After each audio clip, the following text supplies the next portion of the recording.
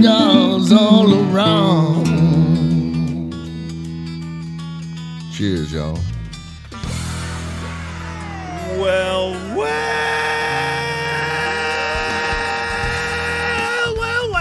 Woo, that was a good one. Welcome, ladies and gentlemen, to this fine little radio program and podcast known internationally as the world famous Smokin' and Toastin'. We are all about craft beer, fine spirits, and hand-rolled cigars. And welcome, ladies and gentlemen, to show number 196. I think we're a little past halfway to 200 I think we're getting close. Yeah, we really are. We can almost say halfway to 500 at this point. And just keep it going that way. Welcome, ladies and gentlemen. We have, I think, a really wonderful show planned out for you today. We're going to talk about some great beers for the summer, but very specifically, we're going to talk about what I'm anticipating to be some great spirits. And I can say that because we've actually already tasted two from this line, and we gave both of them a pretty enthusiastic thumbs up, as I recall. Nathan Barkman from Rio Brazos Distilling is with us today. And Nathan, I didn't tell you this before the show, but you'll want to get pretty close to the mic when you talk, or else you'll sound like you're in the other room. So welcome, Nathan from Rio Brazos Distilling. Rio Brazos is located in College Station, Texas, and they have been produced. How long has Rio Brazos been in operation? More than 7 years now. Okay, so almost 8 years. So for almost 8 years, these guys have been cranking out some really excellent craft spirits, and we have a whole lineup of them here today, and I'm very excited about tasting them. I also have to admit I'm pretty excited about getting a whiff of this. This is a barbecue sauce called 1876. So I'm excited about that as well. So we're looking forward to doing those tastings. We are also going to be tasting what I think will be some interesting beers from Offshoot Beer Company. Their Unwind Hoppy Pills. It's a Pilsner with a little extra hop, so we'll be tasting that as the show gets underway. From here in Texas, Real Ale Brewing out of Blanco. They have got something out called Skullberry. I haven't tried that, but I like just about everything from Real Ale. Yeah. Well, this is a strawberry milkshake IPA. Now, I find this interesting because usually when you go the milkshake route, it's one of the darker beers. Yeah. And so this one's an IPA. So that'll be interesting to try. And then from Gigantic Brewing, we've had some of these guys' beers on before. They have this whole Hellboy series that is in honor of the Hellboy comic books, and I think there's been a couple of movies too. One of them I think was pretty good. The other was terrible. But but in any case, they have released a series of 6 beers in the Hellboy series, and we'll be tasting number 6, which is the Trevor Bruttenholm. And I admit I'm not super up to the characters on Hellboy, but I'm pretty sure he's a character in the comic book. But this is Hellboy number 6, Trevor Bruttenholm, and it's a British barley wine. So that sounds awesome. I just love being able to say we're going to taste a barley wine and then watching wines. for the expression on your face. So that should be fun. Interesting things going on in the world. We will talk to you a little bit about how the pandemic is affecting cigar stores. It's really different from store to store and from city to city, but we have a little information on that we'll be able to share with you. There's a new list out of retail's hottest cigar brands for 2020. It always shifts a little, but what brands are selling the best is basically what that's about. So that's kind of interesting. 7 beers that were made for summer. I mentioned we'd be talking about summer beers. And are they all going to be shandies? Those are kind of Not. gross. Yeah, I hope not. I've had one or two that I've liked. I'm not the world's biggest shandy fan. I'll admit that. I had a cat named Shandy once. She was cool. But anyway, and we'll also talk a little bit about a tragic accident in Missouri that apparently claimed 12,000 bottles of Templeton rye. Oh, no. Oh. Yeah, so we'll all take a moment of silence for that later in the show. Also, we'll do drinking news. Our drinking news headline this week is, Does This Belong to You? And we'll get to that story coming up. But we have to start drinking before we can do drinking news.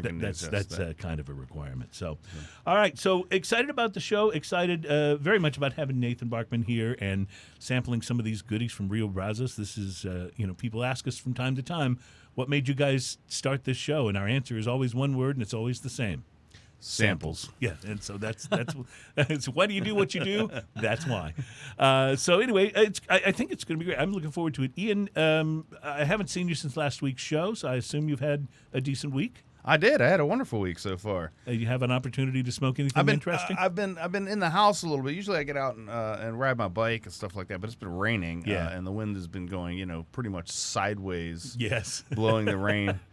I kind of was under my carport the other day trying to smoke a cigar, and the wind was blowing so bad. I am like 15 to 18 feet under this carport and still getting wet. I have on my balcony, I have a place where I usually sit. I kind of have a chair set up and a little table so I can, work on the computer or look at stuff on the iPad or whatever. And that's where I usually sit. But when the wind and rain are coming from a particular direction, I can't sit there. I get soaked. I can usually find, unless it's torrential, I can usually find this one little sweet spot where if I stand the one all the way space. back against the window and smoke, I can do so. So if I really have to smoke, that's my thing. I also have a spot in my building. Now, when we did the 100th show, Right. we did it on the 8th floor balcony at my building, which is a bigger balcony, and it's got coverage. So that same spot where we did the show there, I can often go down there if it's raining and have a cigar if I haven't had a chance to. Well, I bet you're much of, just because of the height and the balcony that you have, I bet you're very much a victim of which way the wind is blowing. Well, absolutely. Although this spot down there, I can almost always find refuge there if I really need it. That's awesome. But a terrible thing happened this week. What's that? I went down, I had my iPad tucked under my arm, I was going to do some reading, had a really great cigar I was planning to smoke, had my lighter, had my punch, I was all ready. Came out of the elevator on the 8th floor, and I'm looking through the window out to where that balcony is, and there's a guy's head there. Some guy's sitting out there smoking a cigar in my spot. So I'm kind of bummed that someone else has discovered my little secret. It was raining. I couldn't smoke anywhere There's a else. couple little alcoves there, though. Did you just take the next one over? Nah, I decided I would wait for him, and then by the time that he was done, the rain had stopped, so I just had a cigar on my own. So, but it wasn't the same. I was all prepared, Somebody in found my your mind. spot. Somebody found my spot. So, sir, I don't know if you're listening, but it's on. That's all I have to say. So a couple weird things this week. So usually, when we have interesting labels and stuff, I show them to the camera and then I describe them because my buddy Josh doesn't ever watch the video. Right, but he does the audio he's version. actually watching the video. Josh right now. is watching? Very weird. Wow. I saw that Bruce... down is up and up is down. I don't know what's happening anymore. I saw that Bruce Stark was on with us. He said well to start the show. That's right. So what'd you smoke this week? So I went by Casa this morning, my usual, since it's on the way here. Great shop. And I found Don Pepin Garcia, my father, Vegas Cubanas, Invictus. I'm trying to think if That's a lot I've of- actually smoked Invictus that is the size, but Vegas Cubanas, my father Vegas Cubanas is what it's referred to. Invictus sounds like a horror movie title. Invictus. But they have all the different sizes named. This was a 5x50 cigar, Corojo wrapper, indeterminate origin, Nicaraguan binder and filler. I couldn't find any further information other than that, except for this was an older brand that they started putting out again. They rejuvenated it? Yeah, Okay. So the appearance on this, medium brown, medium firmness, slightly lumpy with some veins, slightly oily feel overall. Pretty nice looking cigar, single label, and classy, very classy label. I like that. The pre-light sniff on this, earth, hay, grass, a little bit of, and I'm not grass in that 70s kind of way, but actually like grass outside your house. I have had one cigar that was grass in that way.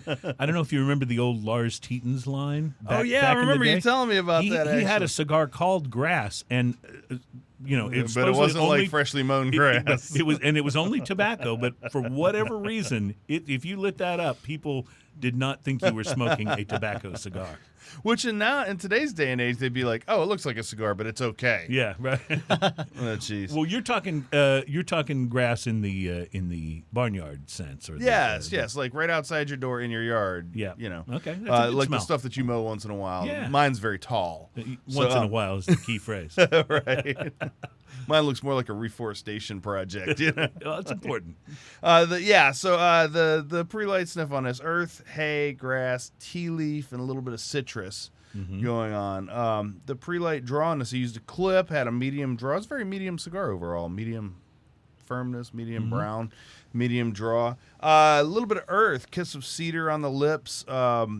Sweet, tangy citrus and grass again. Very much through that. The initial light, fresh mowed grass. I mean, right there, right up front.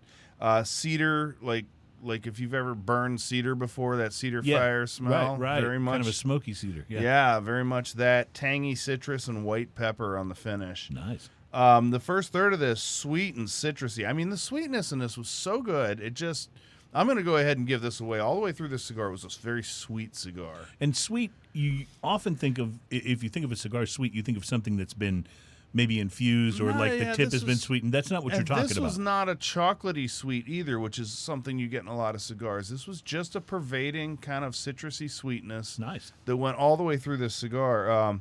So I put sweet and citrusy with strong cedar, toast, little toasted peanut kind of flavor in there. Light pepper finish, solid ash, perfect burn. The second third of this, more of that sweet peanut flavor and citrus, lots of that going through there. Big cedar and toast backed by white pepper finish.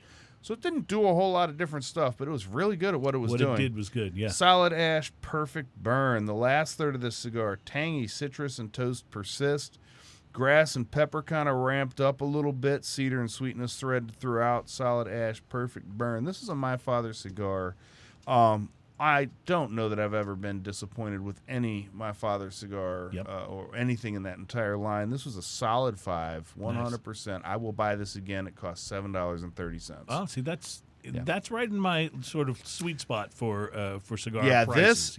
Just after that one cigar, I like the flavor profile so much. This is maybe my next box of cigars. Oh, very nice. Yeah, all right, very good. That's strong. That's very strong. Good. How about yourself? Well, I smoked a more inexpensive one this week. Sometimes, I'll come in and talk about a $12, $13 cigar, and you often wonder, like, how many people are going to go and smoke a cigar that expensive? Some people do, obviously. And when you do, you want to know if you can expect good things or not.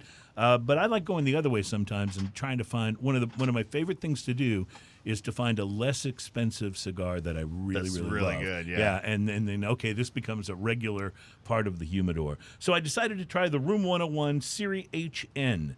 Now, Room 101 is Matt Booth's line of cigars. Most of them are in the $8 plus price range, and some of them even more than that. But this one is a little less expensive in their line. And it's a nice looking cigar, had a light brown wrapper. These were rolled in Honduras. They used a Honduran Criollo. I always feel like I'm making that word up. I still don't know if I'm pronouncing it correctly. Criollo, I'm not helping you on that. Criollo is how the we gringos would say it. Anyway, it's a Criollo 98 wrapper. Brazilian Matafina binder, and then Honduran Criollo Ligero and Dominican Navarrete fillers. I'm not real familiar with the Dominican Navarrete, but the fact that part of the filler was the Honduran Ligero should let you know that this is probably going to have a little bit of a punch to it. Now, when I did the pre-light, it gave me that light tobacco and sort of barnyard expression that you usually associate with milder cigars, so I didn't really know what to expect. But there was also a hint of either cinnamon or nutmeg. If it's not real strong, I sometimes have trouble figuring out which of those two I'm getting. But anyway, once I lit it up, the idea of it being a milder cigar went away almost immediately. There was no doubt. There was a very nice blast of white pepper. It was great on the palate. It left this awesome little tingle on the tongue. Just, you're like, oh, this is going to be good. And then there was a bit of creamy sweetness as it settled down that kind of offset that and kept it from being too powerful right from the beginning. And a little bit of nuttiness, too. As I smoked it, the pepper on the palate kind of started to ramp down a little bit. But the tingle on my tongue remained. The nuttiness was still there, and a slight kind of a coffee note started to develop as the pepper ramped down a little bit. It got a little earthy. It got a little earthy in the final third, which added some nice complexity to the cigar. Burn was pretty good. I did touch it up one time, but for the most part, the construction was great, and it really smoked like a charm. I probably wouldn't have had to touch it up, but I always want that perfect Right, razor right. burn, so I was trying for that. No question this was a medium to full bodied cigar. But I really enjoyed it. The Serie HN is a $5 to $6 cigar. Sometimes you can even find them for a little less. I think I ordered a box of these and got them for more like the $4 range. I may have gotten it online.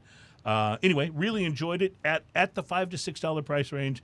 I'll give it a 6 on the price to quality. And Nathan, I know you've seen some of the shows before, but in case you haven't seen the point where we do price to quality when we're talking about cigars, if it's a scale of 1 to 10, but a 5 means you got what you paid for. Like you didn't overpay for it. It performed exactly like you would want a cigar at that price to perform. If it gets a 6, it means, I wouldn't have been disappointed if this had been a $7 or $8 cigar. So that's where the 6 comes in. So Room 101, big thumbs up for the Serie HN. Awesome. And the fact that you can find a relatively inexpensive cigar that's that good, that's a big deal. So, okay, we have lots of whiskey to taste here, and I'm very excited about it. So we're going to take a break, come back, talk to Nathan a little bit about what's going on at Rio Brazos, how these guys are faring during all the craziness that we have been encountering. Some distilleries are doing remarkably well, even better than they were doing. Some are feeling the impact of what the economy is responding to a little more than others. So we'll talk about that, and we'll also get into our 7 beers for summer, which we hope are not all shandies. I'll whip that list out and we'll take a look. It's Smoking and Toasting, and we are on show number 196, and we'll be right back.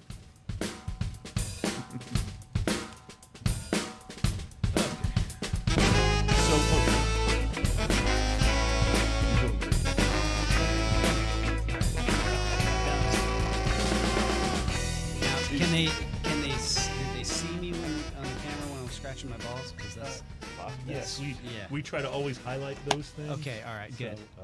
We did a show with Mark Nichols, and his Quality Draft Lines is his company, and he got bored while we were talking about cigars, so he just sat there and shotgunned a beer. It was a brilliant moment. Yes. Great.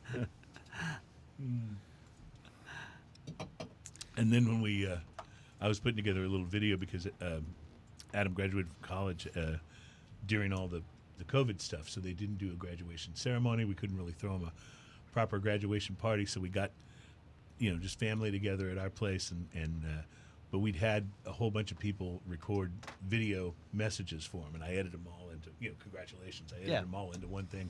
And during Ian's congratulations, he also shotgunned a beer in Adam's honor, which was probably one of the highlights of the congratulations reel. So, all right. So, what should we taste first, whiskey wise? Nathan, where would you direct us first? Oh, so what I usually do is I start off in order of when we came out. Okay. When we first got started, we had nothing. We had what comes off the still. White Lightning. So it is whiskey, not moonshine. So that's the. Okay, I always try to we'll stay. talk about White that, Lightning yeah. I love, but the moonshine. Whenever anybody says moonshine, yeah.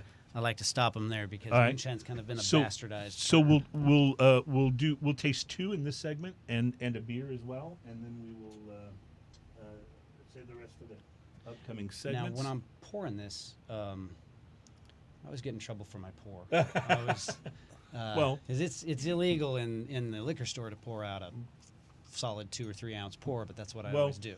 We will we'll be tasting a number of these here, so don't be shy. So, but we'll just we've got plenty of cups, and I've got some Glencairns in the other room we can use if we run out of cups. So, but also pour one for Adam as well when you're pouring.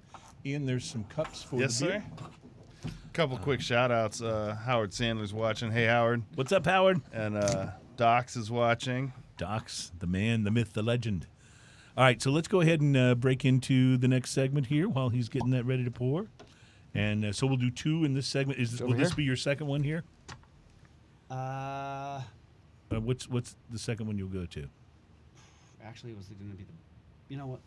We'll do that one? Okay. Next. Yeah. All right. That makes sense. So you got cups over there. All right, let's roll, Adam.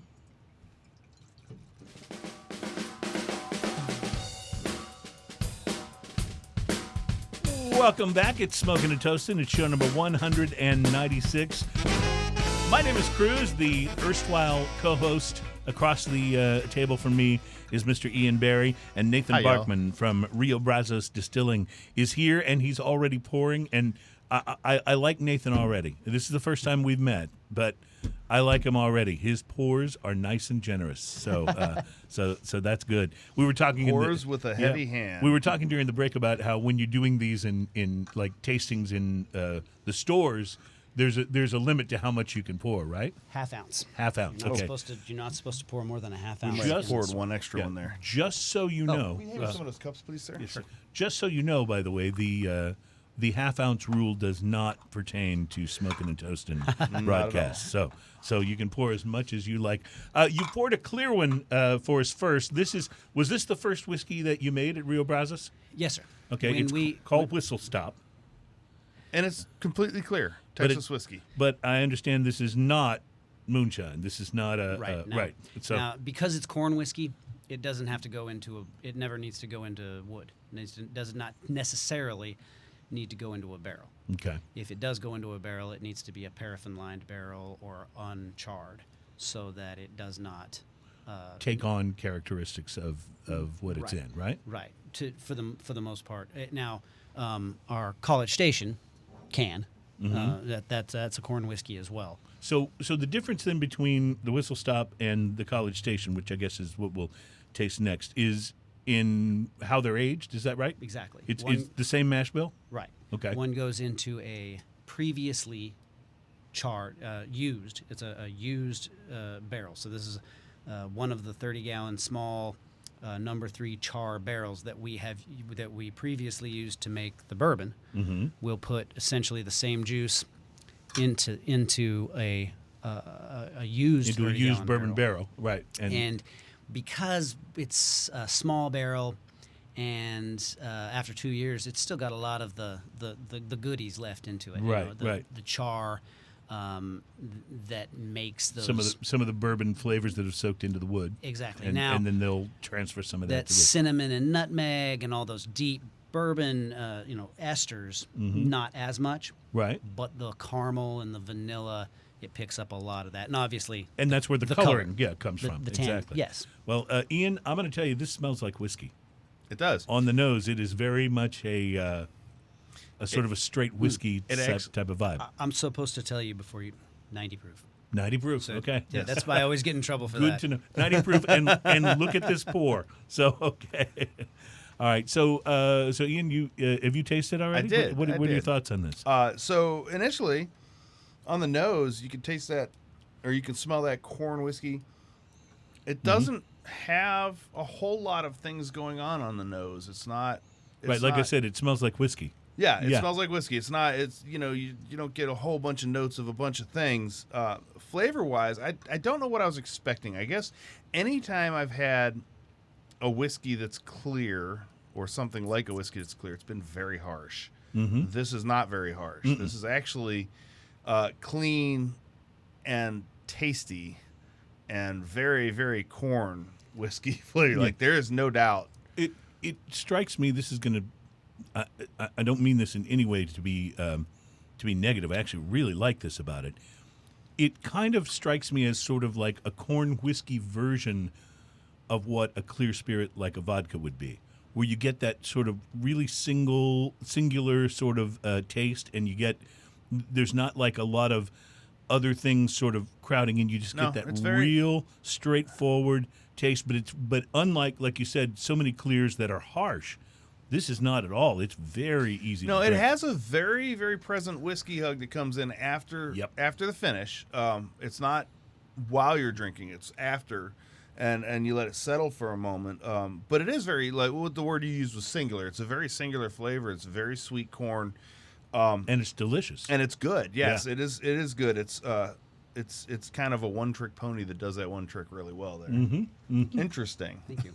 So this was the first one, and I want to mention, you said you guys are almost 8 years old as a distillery, which means you were kind of on the leading edge then of the whole craft distilling movement, because so many of the, craft distilleries that we talk to are more like 3 or 4 years old. Right. And you guys have been doing this for a while. And now here's one of the things: when you start up a distillery, you can't have aged whiskey Right, unless you're mixing other people's because you just juice. started the distillery. If you're blending other people's juice, you can have some age. But yeah, it can't. So there's no age on this, right? No. This is just straight into. There's no, and the reason it comes out so clear. I mean, it is just It's vodka like crystal clear. clear. Comes Completely right off the parrot of a Like- pot still. like water clear, and no aging whatsoever. It's still delicious. I think this would also be a great mixer. It's wonderful just by itself, but if you think about this and some of your typical whiskey-oriented cocktails, this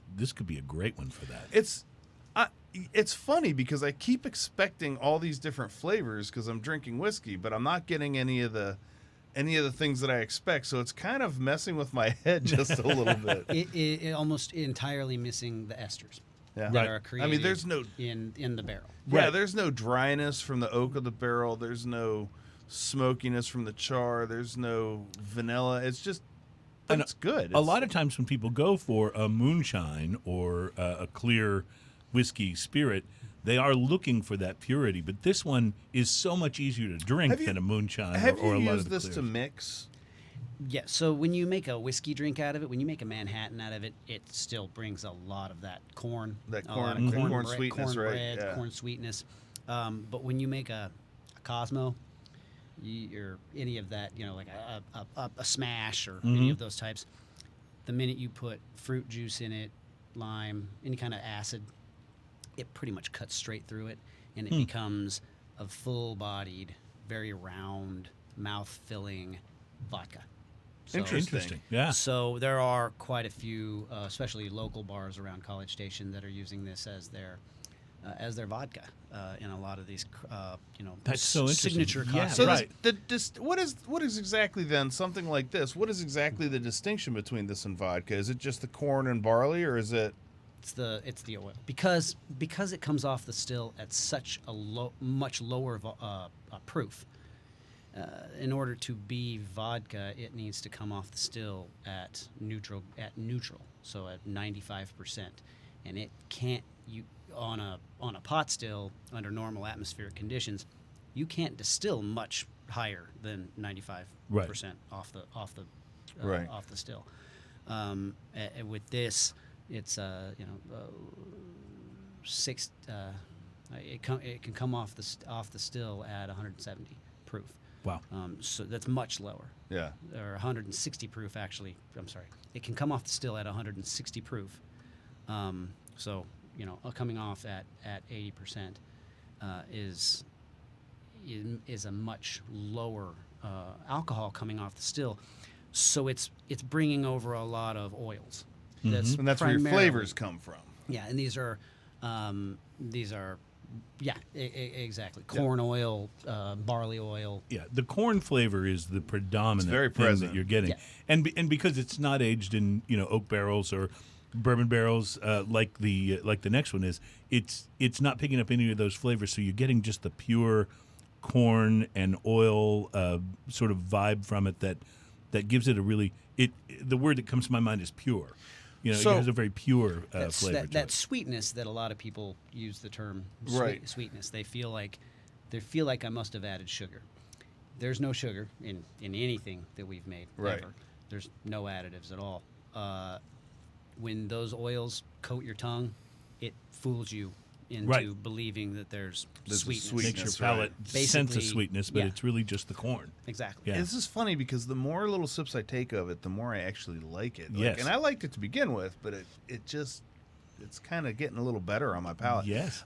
So for anyone out there that's confused by this, because we have some people on here that don't know a whole lot about the distilling process, but if you distill vodka, better vodka is distilled. It always says distilled 3 times, distilled 19 times, whatever it is. You're basically getting rid of all of those impurities to create the purest alcohol that you can, and Which that's also what we kind of- call your high-end vodkas. Right, which is less flavor, quite frankly. Which is because- much yeah. less flavor, Right. and that's why it's such a neutral spirit. This, the distinction being by leaving in a lot of those, you end up with something that's kind of like vodka but has flavor. Right. And Very so, much. in other And words, mouthfeel. you can use this instead of vodka in a lot of drinks and get Right. Now, if you put that in a Manhattan, it's not going to be the Manhattan that you're used to. Right? Because a Manhattan is designed to let, especially an old fashioned, to work with that barrel aged. Right. Let that bourbon show through. Right. But as soon as you start playing all these, cocktail games and put in a fruit juice, most fruit juices are going to blast that oil out from your palate. And what you're left with is a very full-bodied, tasty, but it basically takes the place of vodka. It kind of neutralizes the sweetness in this, and Right, and then a lot of bartenders like to play with that. This is the Aggie. Moscow Mule is so it's not a Moscow Mule, it's an Aggie Mule. oh, gotcha. Or a College Station Cosmo or something. Right. Gotcha. So this was your first thing that you guys distilled. Mm-hmm. How long was it the only one before you came with the second? About a year. Really? About a full so for year. a full year, this was your product. Right. Yeah. That's and awesome. It was a hard sell because nobody had ever seen it before. Everybody's like, "What is this? Is this everybody had vodka?" heard of moonshine, and I had to correct everybody. It's not a moonshine. Moonshine doesn't have a definition under federal law, so you could put anything in a bottle and call it moonshine. Right. Which when it started off, it was hip and trendy, and you got a lot of moonshines that were really good. Anymore, the money isn't quite there. I mean, I don't want to throw any moonshines under the bus because, sure enough, somebody's going to show me a moonshine that blows my hair back. Right. But for the most part, a lot of the moonshines have kind of gone to the lowest common denominator. Right.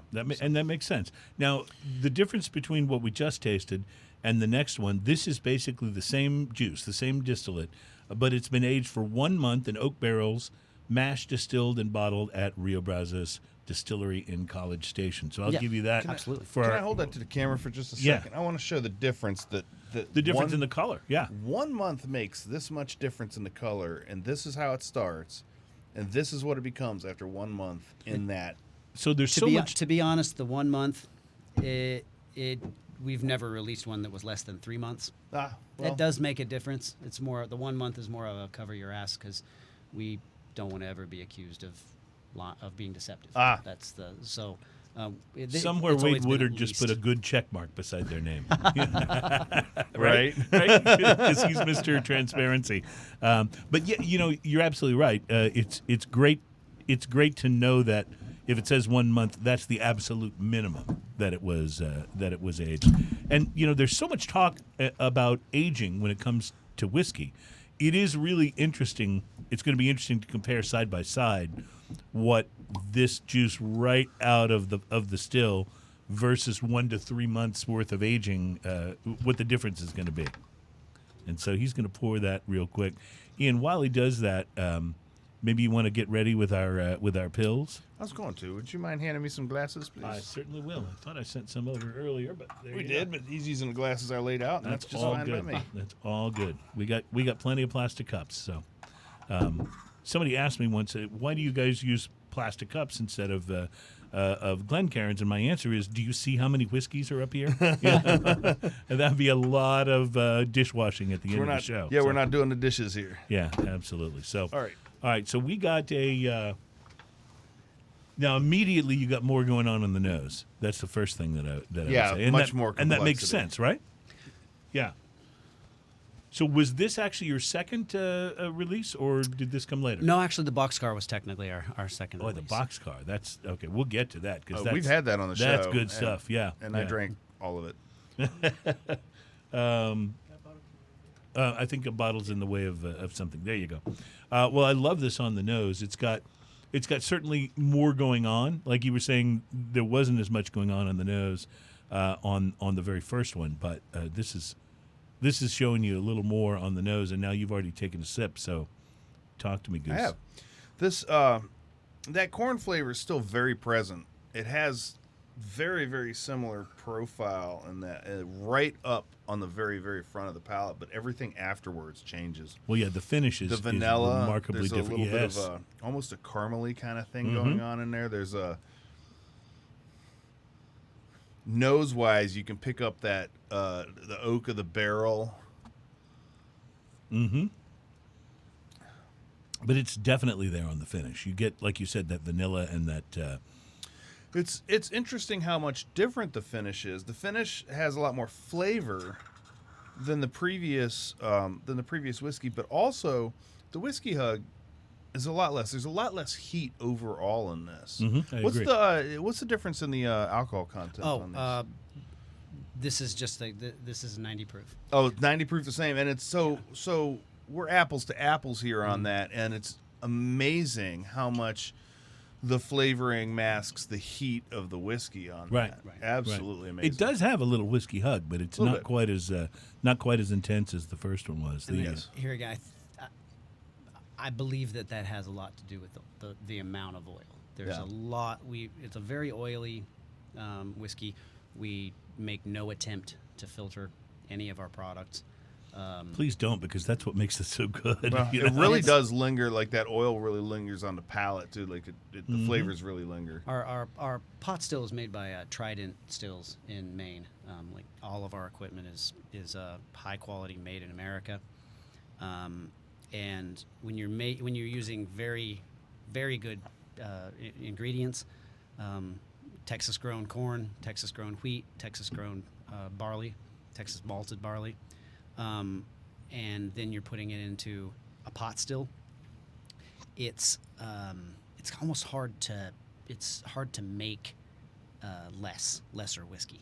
Right. You're using such Your good ingredients Yeah. are so good to start yeah. with. I mean, not to diminish what I and my guys do on the Spirit Run Day. It would be hard for us to screw this up. I love that. But, it really gets back to it. The water, the ingredients. And, Texas is a big state. And there's all kinds of different growing regions in terms of Yes. of growing different crops and different things that ultimately Climate would go into and a whiskey everything. like this. But the fact is, in this state, you can source absolute top-notch ingredients. Yes, Mbs Seeds. When we first started off, now that wasn't true. That was actually, I knew that they were growing it. Mm-hmm. I just couldn't get a hold of it because Okay. I didn't have the clout, and I certainly did not have the money. Mbs Seeds is a company that family-owned Texas company that just started off, and they're the guys that go out and buy Texas, certify that this corn is was Texas. grown in West Texas. Right. This wheat, red winter wheat, was grown in the Panhandle. This barley was grown up in North Texas and malted by Maverick Malts in, I can't remember, some small Texas town. Right.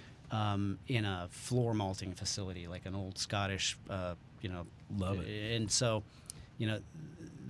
when you're starting off with these types of distilling materials, like I said, Well, it's I appreciate that you say that. It is kind of hard to go wrong. right. If you have some idea of what you're doing and you're using materials that are of that kind of quality. So it's delicious. I think this is very drinkable and should be in everyone's liquor cabinet.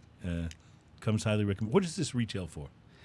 Oh, I believe that is going to be roughly around $30. See, so $29.99. there's no reason that can't be a regular thing Yeah. in your liquor cabinet. It's very, very good. Nathan, we love doing high-tech sound effects here on the show, as you I can see. As you can see, and Ian has gotten really, really, really good at being Mr. High-tech sound effects. I have a Am I technique. passing this around? Yes, pass a couple of them around here. We'll get one of these for Adam. We're tasting a beer from the Offshoot Beer Company. This is their Unwind Hoppy Pills, and Ian, once you've done the pour, you can show that can to the camera. This is I don't have to describe because Yeah, it pretty much describes itself, doesn't it? so the can here, I'm gonna kind of halfway between two different cameras there. The can here is Offshoot Beer Company Unwind, and it's a beach with a guy in a. I'm going to describe it anyway because that's what I do. It's a beach with a guy in a fold-out, beach chair and a big.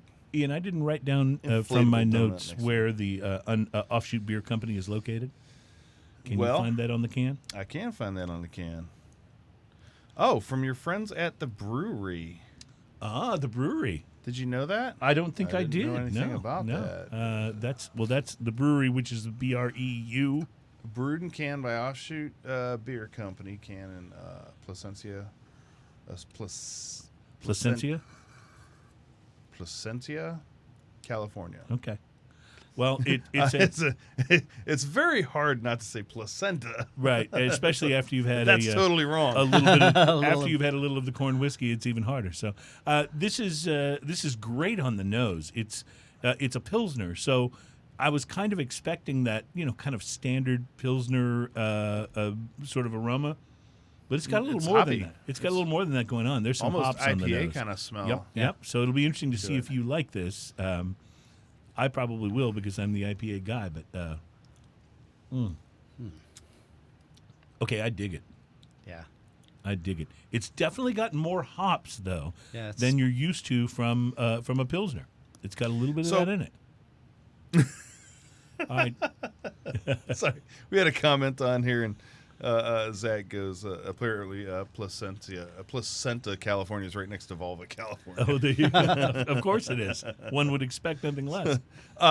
So interesting. It almost like it starts off IPA hoppy, like right Yep. bang, burst on the tongue. I didn't even get anything after that on the first sip. Of course, I have the influence of the whiskey on my tongue as well, but I didn't get anything after that. The second sip, though, you can start tasting that barley influence Yeah, on a background. So the first sip, I wasn't impressed. Second sip, I'm kind of liking a little more. Yeah, I was going to say it's less hoppy on the second sip too, because you do. Yeah, I think I had a little hop shock coming from the you whiskey do get there. just a little bit of hop shock on that first one, especially if you're expecting more of a typical kind of a Pilsner taste. I really like this, and I think it's a great thing for them to experiment with, trying to do something really different with Pilsner, because there's, let's face it, so many Pilsners have that same sort of common taste and maybe a tiny bit of difference. This is much different, I think, than most other Pilsners. Yeah, once the hop shock is worn off, I actually get a lot more on the nose now. What's the ABV on this? 5.7. So So that's it's reasonably high for a Pilsner. yeah, Usually they're higher in the than you'd expect. Usually they're in the 4 to 5 range, 4.5 to 5. So this is I like it. I could drink this. I like it. I like it a lot. I And bet this on a hot day out of a keg is pretty amazing. this, and I think Stone makes a lager or Pilsner. It's the Thunder something. That we've had it on the show before. Yes, and it's the a Thunder hop IPA, Yeah, yeah. but it's not an IPA. It's an actual lager, and it's okay. It's they call it like a tropical lager. I Oh, think. that's right. That's And- right. yeah, because I and- remember it's the white box. And that, man, I buy that anytime I see it. I like this that is very interesting though. much. It's very citrusy right up front. Yes, like, it is. Like very lime citrusy right up front. So does it meet your expectation based on what the can looks like? Does this seem like a think beachside, I think it's quite poolside good. sort How are of- you feeling about this one? Yeah, this is definitely a long. I think that I think A lawnmower? Getting done with the Yeah, for sure. You've just mowed that lawn. You've gone ahead and confounded the deforestation Deforestation project at that is my yard. Eddie Ian's yard, and you've done the lawn, and now you're sitting back for something cold, and this is perfect. This is one for of that. those where you start drinking it and then you keep drinking Keep it. 'cause drinking you- it. yeah, Yes, it's kind of absolutely. like that. I kind of and it's one of those where the more I drink it, the more I like it too. So it's Definitely. that's kind of a good Which thing. is definitely preferable to it going the other way. I've had a few of those. Well, that Dos Equis Mexican Pale Ale comes to mind that we had on the show, where you're like, the first sip, you're like, well, it's not that bad. And then the more you drink, the less you like it. That's Remember? the opposite. Right, Yes. right. This is the opposite of that. The first one, you're like, okay, pretty hoppy for a Pilsner, but it's interesting. And then, like, by the time you've had 2 or 3 sips of it, it really kind of grows on your palate. I have a feeling, and this is a tall boy. Mm-hmm. I have a feeling that if we were sitting outside by the pool and you had a 6-pack of these, that I would crush one of these before I even realized it. Yeah, I think you're Yeah. right. I It's think very, that's what would happen. very easy to drink for sure. All right, well, we'll add this to our list of the 6 or 7, whatever it was, 7 beers that were made for Deliciousness. summer. Yeah, it is definitely deliciousness. All right, a little tasting has begun. We have drinking news still on the way. Plus, we want to talk about how the pandemic has affected cigar stores. A very interesting report on that we will share with you in the next segment. We're smoking and toasting. Real Yes. quick, Yes. go back to your whiskey. Yeah. It almost has a chocolatey note now. This is to the College Station whiskey. I did not notice that before. Excellent. Oh, We'll be right back. It's yeah, Smoking that's and kind of Toasting. weird. That is weird. I didn't pick up on any real chocolatey notes in that. That's got to have something to do with stripping. Yeah. Yeah. The way it Stripping affects, the way it affects your palate. Adam, did we pour you any of this? Yes. You got some. Okay. Yeah, I passed them through a few here. Okay. Awesome. All right. Let me pull up this story, and we will.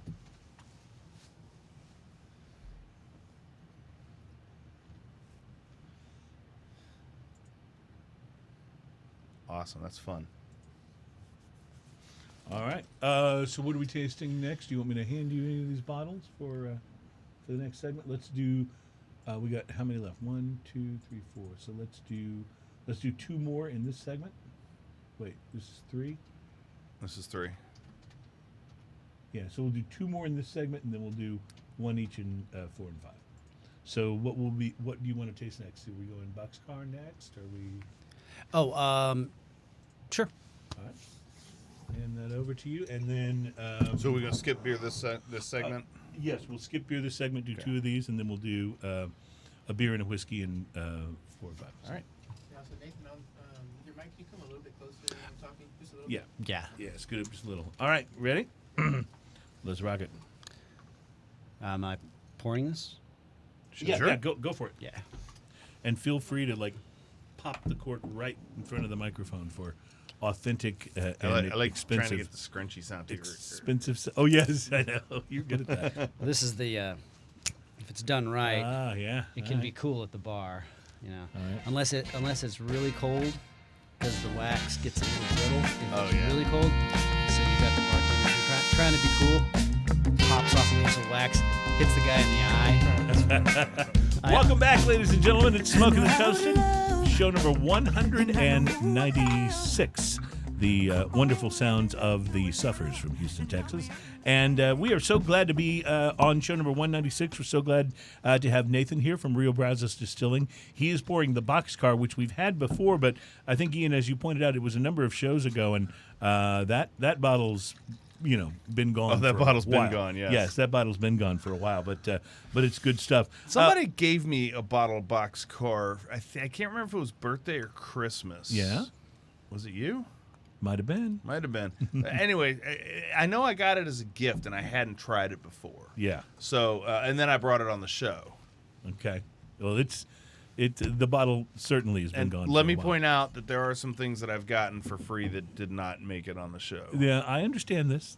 Hey, listen, there's plenty of times I buy something to bring on the show, and I bring the bottle in. There's not that much left. So, Well, I was I was going the other direction. Yeah. I got given a bottle of rum one time that there was no way I was bringing it on the show. It was like you have to use Malort to get rid of the I was taste going of to this say, rum. says the guy who's brought Malort on the show twice. So, so it must have really not been good. A new survey out, a new article in Cigar Aficionado magazine talked about how cigar stores are doing during the pandemic. That's of course been the biggest issue on retailers' minds as it's affected, the economy, as it's affected your ability to, put as many people in your lounge if you have a cigar lounge, which most of the stores do. Here's what the chart says, and it's really interesting because it's mixed.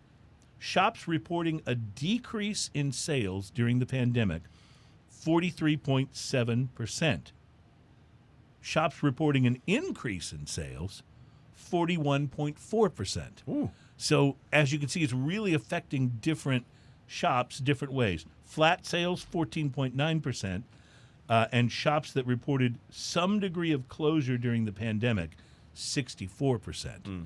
So, obviously, the shops that are reporting either the decrease or the increase, these are shops that have managed to remain open in at least some fashion during the pandemic. And obviously, from state to state, the regulations and rules have been different, and some of them have come and gone. Some are still in place. So it really is. We're fortunate here in Texas that our shops have been able to remain open as long as they practiced appropriate social distancing. I know the guys at Casa de Monte Cristo, where you smoked your cigar this morning, they've started doing curbside. You can call them and say, hey, I need this cigar and this cigar and this cigar. They'll put them in a bag, check you out over the phone, and then bring it and hand it to you as you drive by, which I love the concept of, like, barely slowing down and getting cigars. Isn't that awesome? Right. I just love this concept of getting cigars in any fashion, really. But anyway. Well, or in your case, your top's down. They just toss it. Yeah, I'm going to drive by, car. just throw it in. But I do love, the humidor is one of the few places where I actually shop. Usually if I go in, I'm buying shoes, I go, okay, that pair, I try them on. If they fit, I'm gone. But cigar stores, that's where I enjoy browsing. So you can still do that, fortunately. You have to take the proper Wear a mask. precautions and wear a mask. Oh, and by the way, I have a little mask public service segment I'd like to do on the show. So I'm going to take my headphones off of it. This is just, and this is not about politicizing whether to wear a mask or not to wear a mask. If you want to survive and want the people around you to survive, you wear one. That's just the simple That's truth. pretty simple, right? But I wanted to pass this on because I've noticed as I've been out in the community and seen people, and in Texas, masks are mandatory now, so you're supposed to be wearing them anytime you're in, any kind of a business establishment or whatever. But I just wanted to point something out. This is the proper way to wear a mask. Yes. If you are wearing your mask like this, you might as well not bother. Yeah. You're accomplishing nothing. You might as well put it on your head Right. because you're getting almost Yeah. the same amount. So, for public service, correct? Incorrect. Okay, thank you for bearing with me during that little demonstration. I can't believe how often I see that. It's amazing, isn't it? Because, look, I understand that it's more comfortable to be without a mask than to be with one, but why would you go for the discomfort and none of the effectiveness? Yeah. It makes no sense to me. So, Yeah, anyway, I mean, if you're going to wear it below your nose, yeah, then don't wear it at all. okay, well, and Or there's always pull it that up. guy who'll be like, well, you're getting some benefit. You cover your mouth. Yeah, no. No. Yeah, but, Not really. but, I mean, you might as well cut a hole in it to use it Right. for a straw. Exactly. I mean, like, that would be the same kind of thing. I don't, like, Yeah. why is it difficult? Yeah. That's my question. Yeah. Why is it difficult? Well, it isn't really. And how many people have medical conditions that prevent them from wearing a mask? Let me see your doctor's note. Probably not. Show me a doctor's note, you're fine. And you know Carry what? it with you. really ruins it for the people that do have issues like that. That's right. Absolutely it does. know? Absolutely it does. So, all right, on to the whiskey. This is Boxcar. So we've had this one on the show before. Yes. You've put away a bottle of this at home. But is this what you remember is my first question. This is light, refreshing whiskey. It is delicious. It has hints of chocolate and cinnamon on the end. Ooh, I love and this. vanilla. The vanilla lingers a long In a time. wonderful way, And too. that great mineral water kind of finish to it as well that I really enjoy. So Boxcar, what this one came out? You said after the was it after the clear? Was it the second one that you released? Was Boxcar? Yes. Okay, so you had just the initial whiskey for the first year, then Boxcar came out. Did that change things for the distillery? Was this because I can only Yes. imagine this was a runaway hit? Yes. Yeah. Yeah, definitely. This is remains technically our best seller as far as bottles go. Makes sense. And the retail on this is around what? $30. $30. See, Yeah. I don't know that I could recommend you a $30 whiskey that's tastier than this. It's just fantastic. We're basically trying to compete with our northern royalty neighbors. Yeah. The guys with the guys in the velvet bag. Mm-hmm. If you're buying that and you're using that as your well, Everybody who plays D&D knows exactly Yes. what you're talking about. you should. That's right. Oh, there you go. Exactly. But this is so much better than that, though. Yeah, I like it. I mean, like it much don't you think it's the flavor just feels so much more? I don't know, so much more pure. There's a certain This has a delicacy to the flavor on Thank it. you. That's a good way to say it. That really kind of comes through. You really enjoy it, and I enjoyed this. When I got this, I tried it, and I didn't know what to expect. This was designed for the tailgate.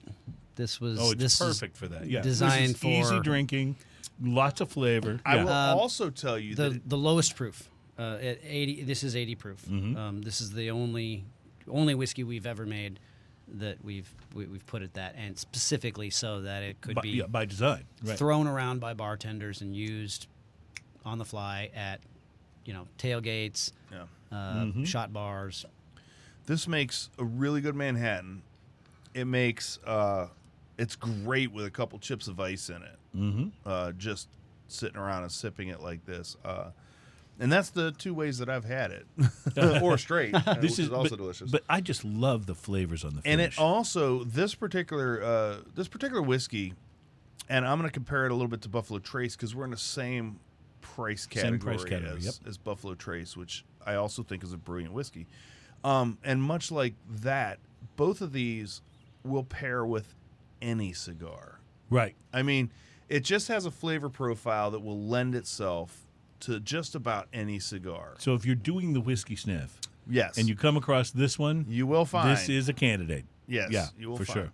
And it's funny because I remember when I had this bottle at my house, even bigger flavor cigars, because I tend to like the medium to full a lot of times, even bigger flavor cigars, the way this profile on this particular whiskey hits your palate, the bigger cigar doesn't usually grind it out. It usually kind of works around it, flavors that work around each other versus combining with each other or competing with each other. And it has that quality to it. And that was one of the distinct things that I remember about this whiskey. Yeah, it's just so easy to drink. That's what I love. It's like you could pour this for people who are like, yeah, I'm not really a whiskey person. Oh, well, here, try this. Yeah. It's one of those. It's a gateway whiskey. That's exactly. I actually love that term. That's But it really is because like my wife is not big on whiskey, but she would love this. She if I bring out some of the really overproofed crazy stuff, it's just not to her palate. She's a rum girl, but I could pour her this and she would love it. I guarantee you. Guarantee you. that was the point. Yeah, absolutely. Well, you definitely succeeded, and at that price point, I mean, it's like it's so easy to try. It really is. Excellent. All right, we're going to do another whiskey in this segment. So where are you sending us next, Nathan? To the bourbon. To the bourbon. Okay, so that is going to be This is my baby. that guy right there. All right. Ah. So this other bottle, while he's opening that one, this other bottle looks very much like the one that we had on the show 3-4 weeks ago, which I bought at Specs, which was a single barrel. This is the same bottle, but this one is the bourbon. So this will be a very interesting thing to taste and try. Essentially the same thing. Right. But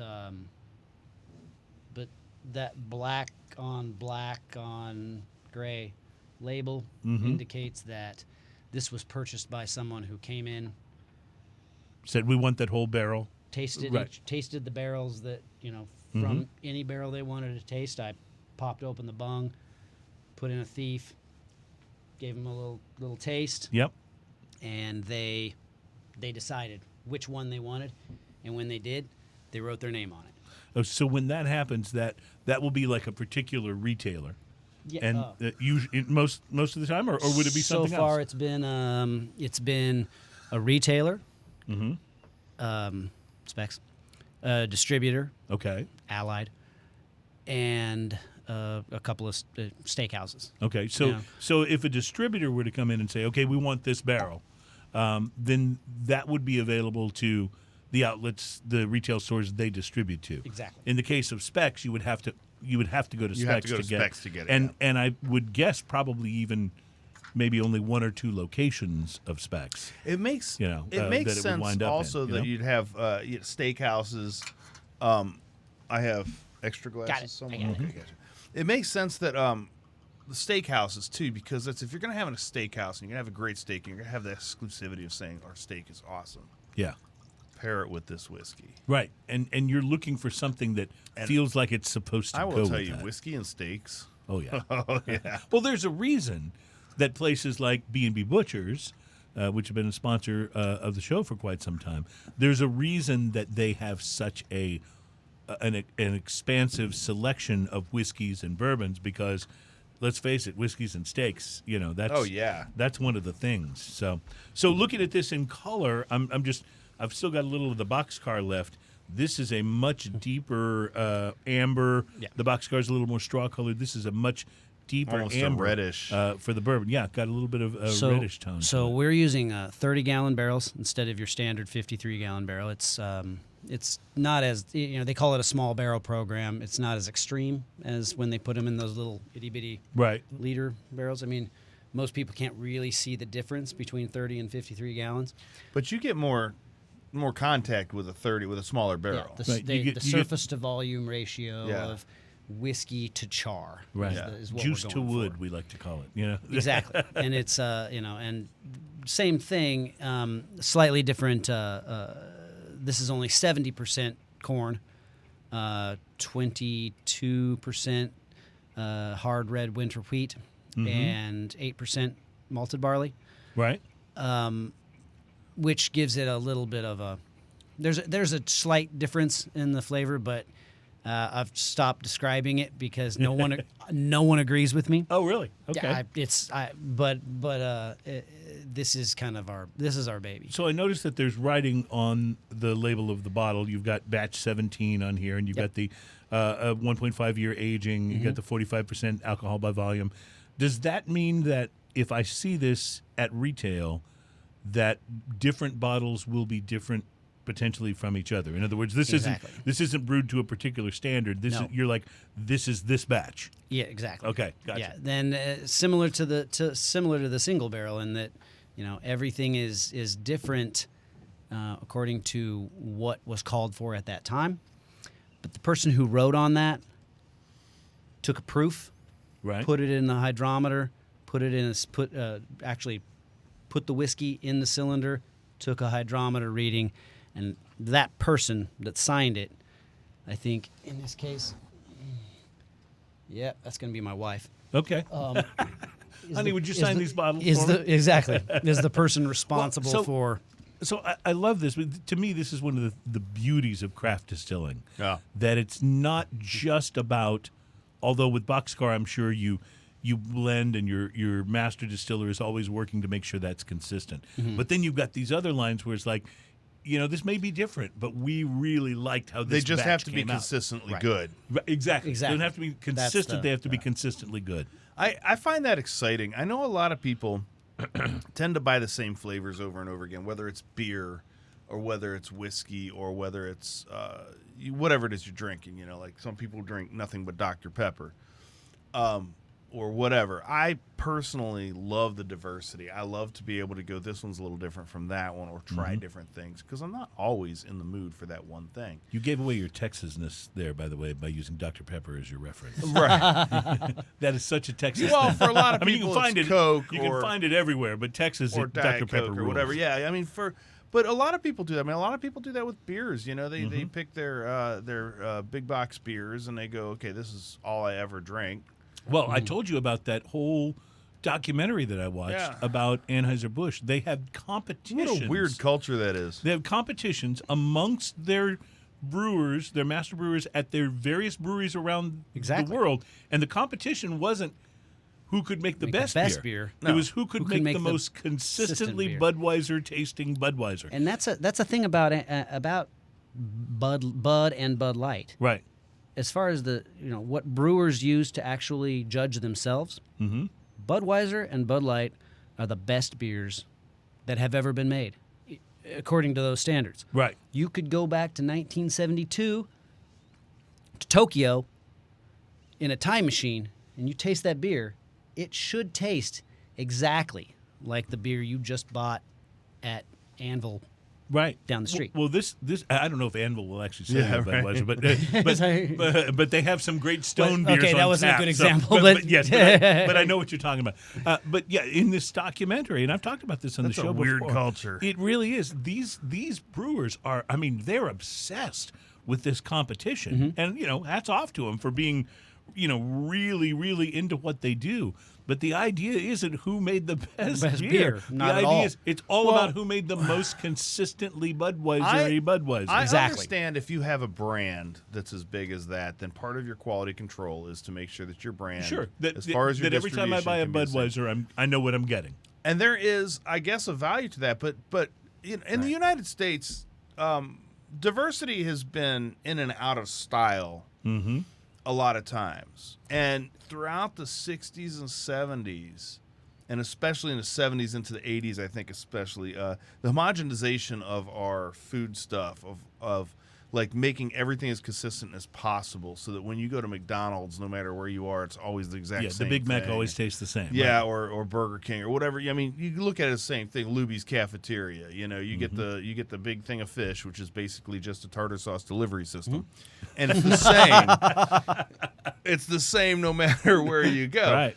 There is a certain value in that, but I think that our culture is a little hampered by that, because when I go to hampered. when I go to the Fisherman's Wharf in San Francisco, and the first place I see is Joe's Crab Shack, it makes me sad inside. Well, absolutely. And that's not a rip on Joe's Crab Shack. It's just you can no, go to that Joe's anywhere. Crab Shack is what it is. Right. It's not a place I like to go. I'd rather go to Good Company Seafood, or I'd Right. rather go, somewhere like that. To me is more interesting Right. than being able to get the exact same thing here as I do in San Francisco. I don't want to go to Las Vegas and eat at Denny's for breakfast. Right. But it this makes is no sense. this is right here. This is the craft mindset. But that has allowed us to stay in business at all. Well, that's right, and you're 100% right about that, and that's what's beautiful about the craft beer movement, about the craft distilling movement, and to some degree about the cigar industry. Is these differences are celebrated. I'm a huge AJ Fernandez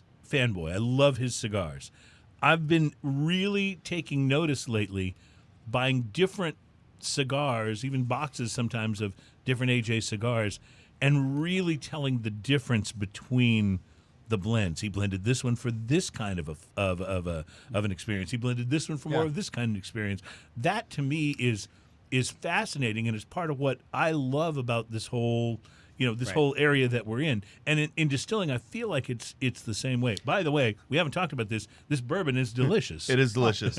Thank you. This bourbon starts super soft Yes. at the front of the palate, But you get some heat on the back. and then comes in right about in the middle with a little bit of a heat, and then a spicy kick at the end. That's really, really fun. And then that same mineral aftertaste that you've had pretty consistent through all these that I really enjoy.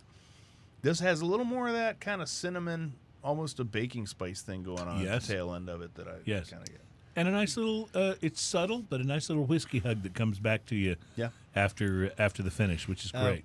Here again, I'm supposed to say before I pour everything, 90 proof. Okay, gotcha. We do at the tasting room. We'll have these younger guys that'll come in and do that thing where you look at each other, you look at your whiskey, you tap it on the bar, and you throw it back as fast as you can down your throat to make sure you don't taste it. Right. That's the whole point of that. By the way, that's the harshest way to drink whiskey. It totally is. And every time it happens in front of me, I'm just like, and that was 45% alcohol. Oh, don't forget it. Well, it's interesting, and we talk about this all the time when we do shows on tequila. We always say, no salt or lime will be harmed during our tequila shows because if you have to throw it back fast, I'm not interested. Yeah, that's the not point. tequila I want. Right, that's not the tequila I'm looking for, and these are not the tequilas. Well, it's funny. I have some friends that live around the corner, and we get together and we play Cards Against Humanity or whatever. We do this every once in a while, and it's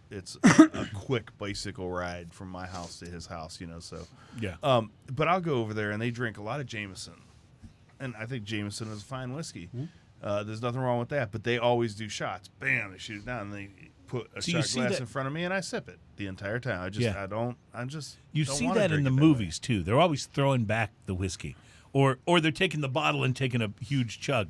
Right. There's no point in that. Let me go ahead and point out that I did enough of that in my 20s. Well, yeah, there was college. I went to college. I may have done enough of that in my 30s. By the way, I just want to say I think I'm over it. I did the public service announcement about the masks earlier. Now I have a second public service announcement. Since you brought up Cards Against Humanity, ladies and gentlemen, never play Cards Against Humanity with your parents. Not a good idea. Okay. I could see that being very bad. Awkward. That's more awkward than the whiskey hug. That's what that is. This is absolutely delicious. Now, I realize that if I see a bottle of this in the store and buy it, that I'm going to get something that's probably slightly different from this one because it probably came from a different batch or whatever. Possibly, yes. But if you're, as we said, maybe not consistent, but consistently good, if your other batches are of the same quality as this is a huge thumbs up because it's absolutely delicious. What would a bottle like this be likely to cost at retail? This goes up to $50.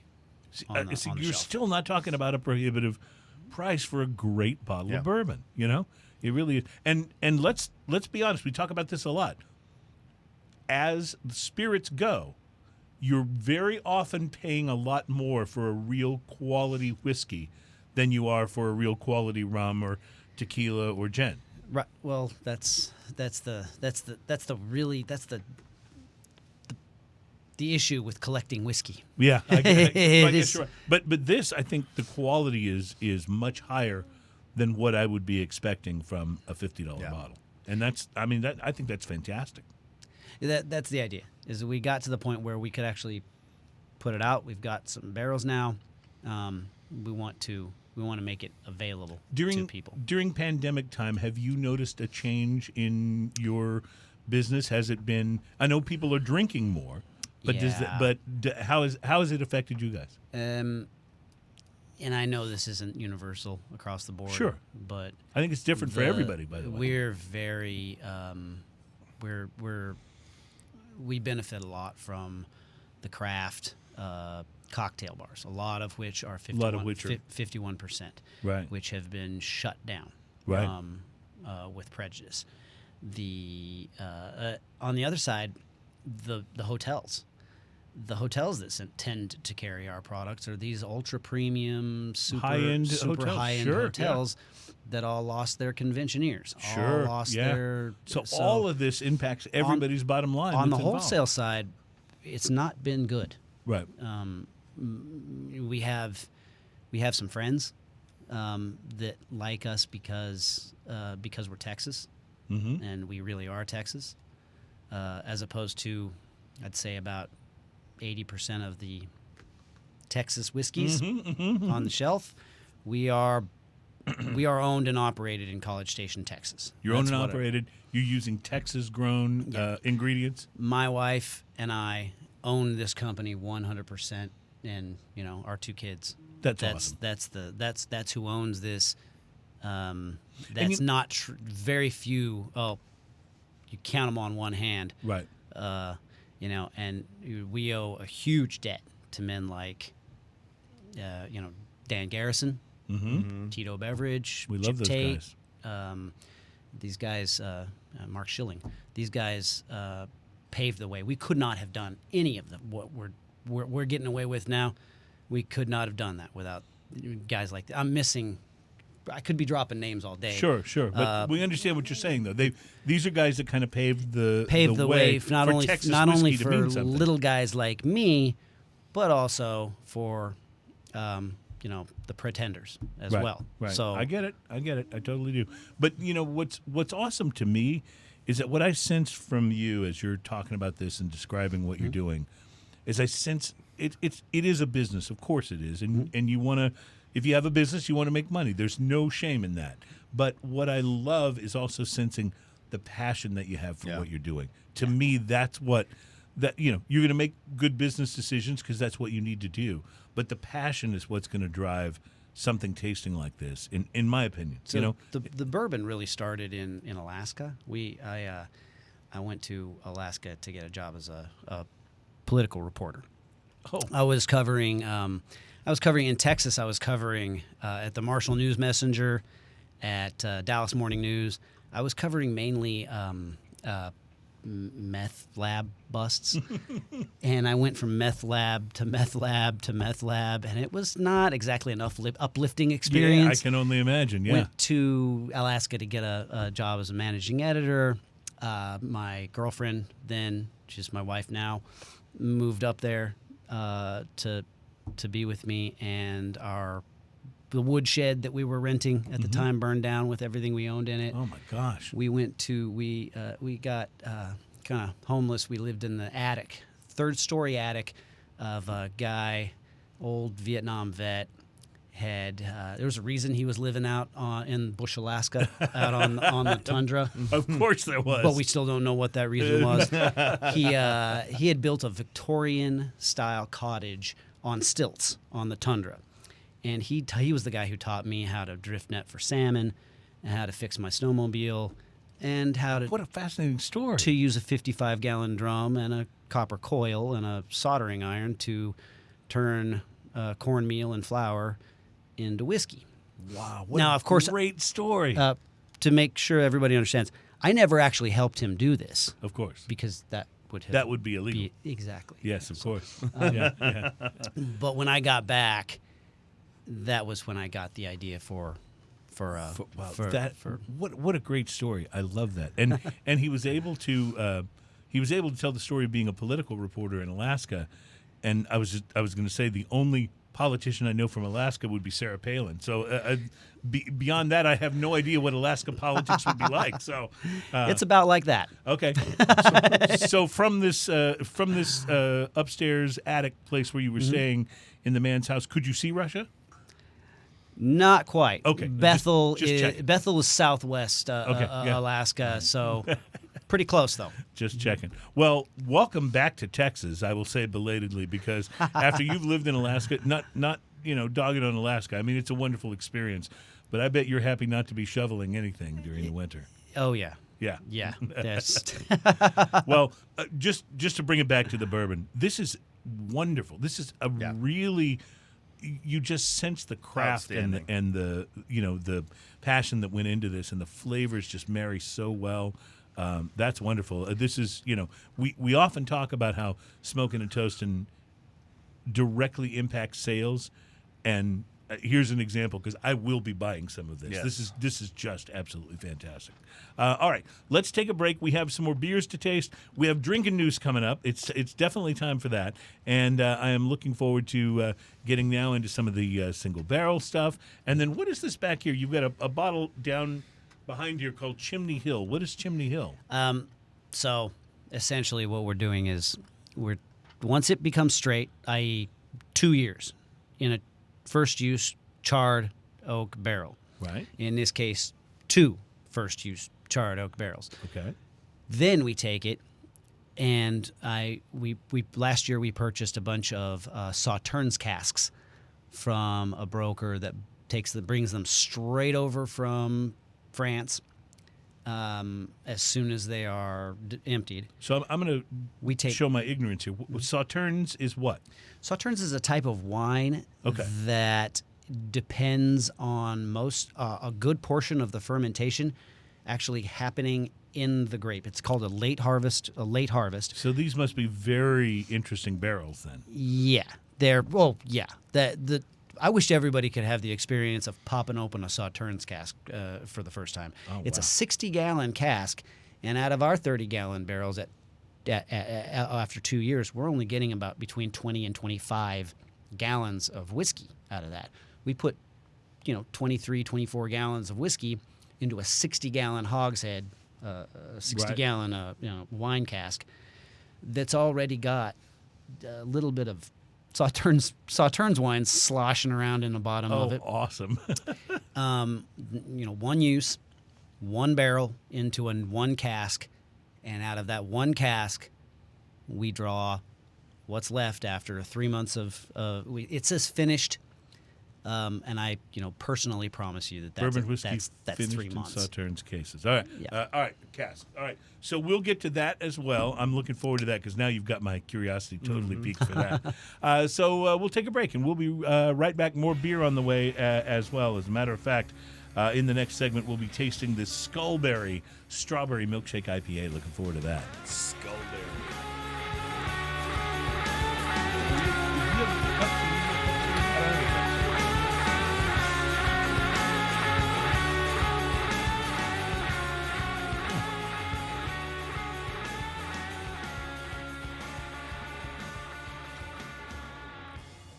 Yeah, that was delicious. Really, Yes. really fantastic. Thank you. Wow. I think if I did this once a week, every week for the next year or two, I could get used to it. Maybe. This is the highlight of our week. So Yeah, there's definitely a little bit of a rush that comes with being broadcast.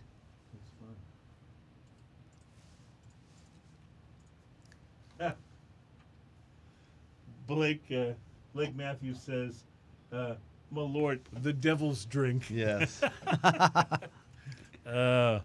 Ian malorded me. Malord has become a verb now. Ian malorded me on the show. No, I'm sorry. It's horrible and disgusting. But I'm apparently, surprised I haven't tried it. But apparently in Chicago, it's a thing. thing. Like it actually really sells well in Chicago, and people go into Chicago bars and drink it. It's almost undrinkable. And Ian, of course, brought it onto the show with no warning. Didn't let me know. I'd never had Malort before.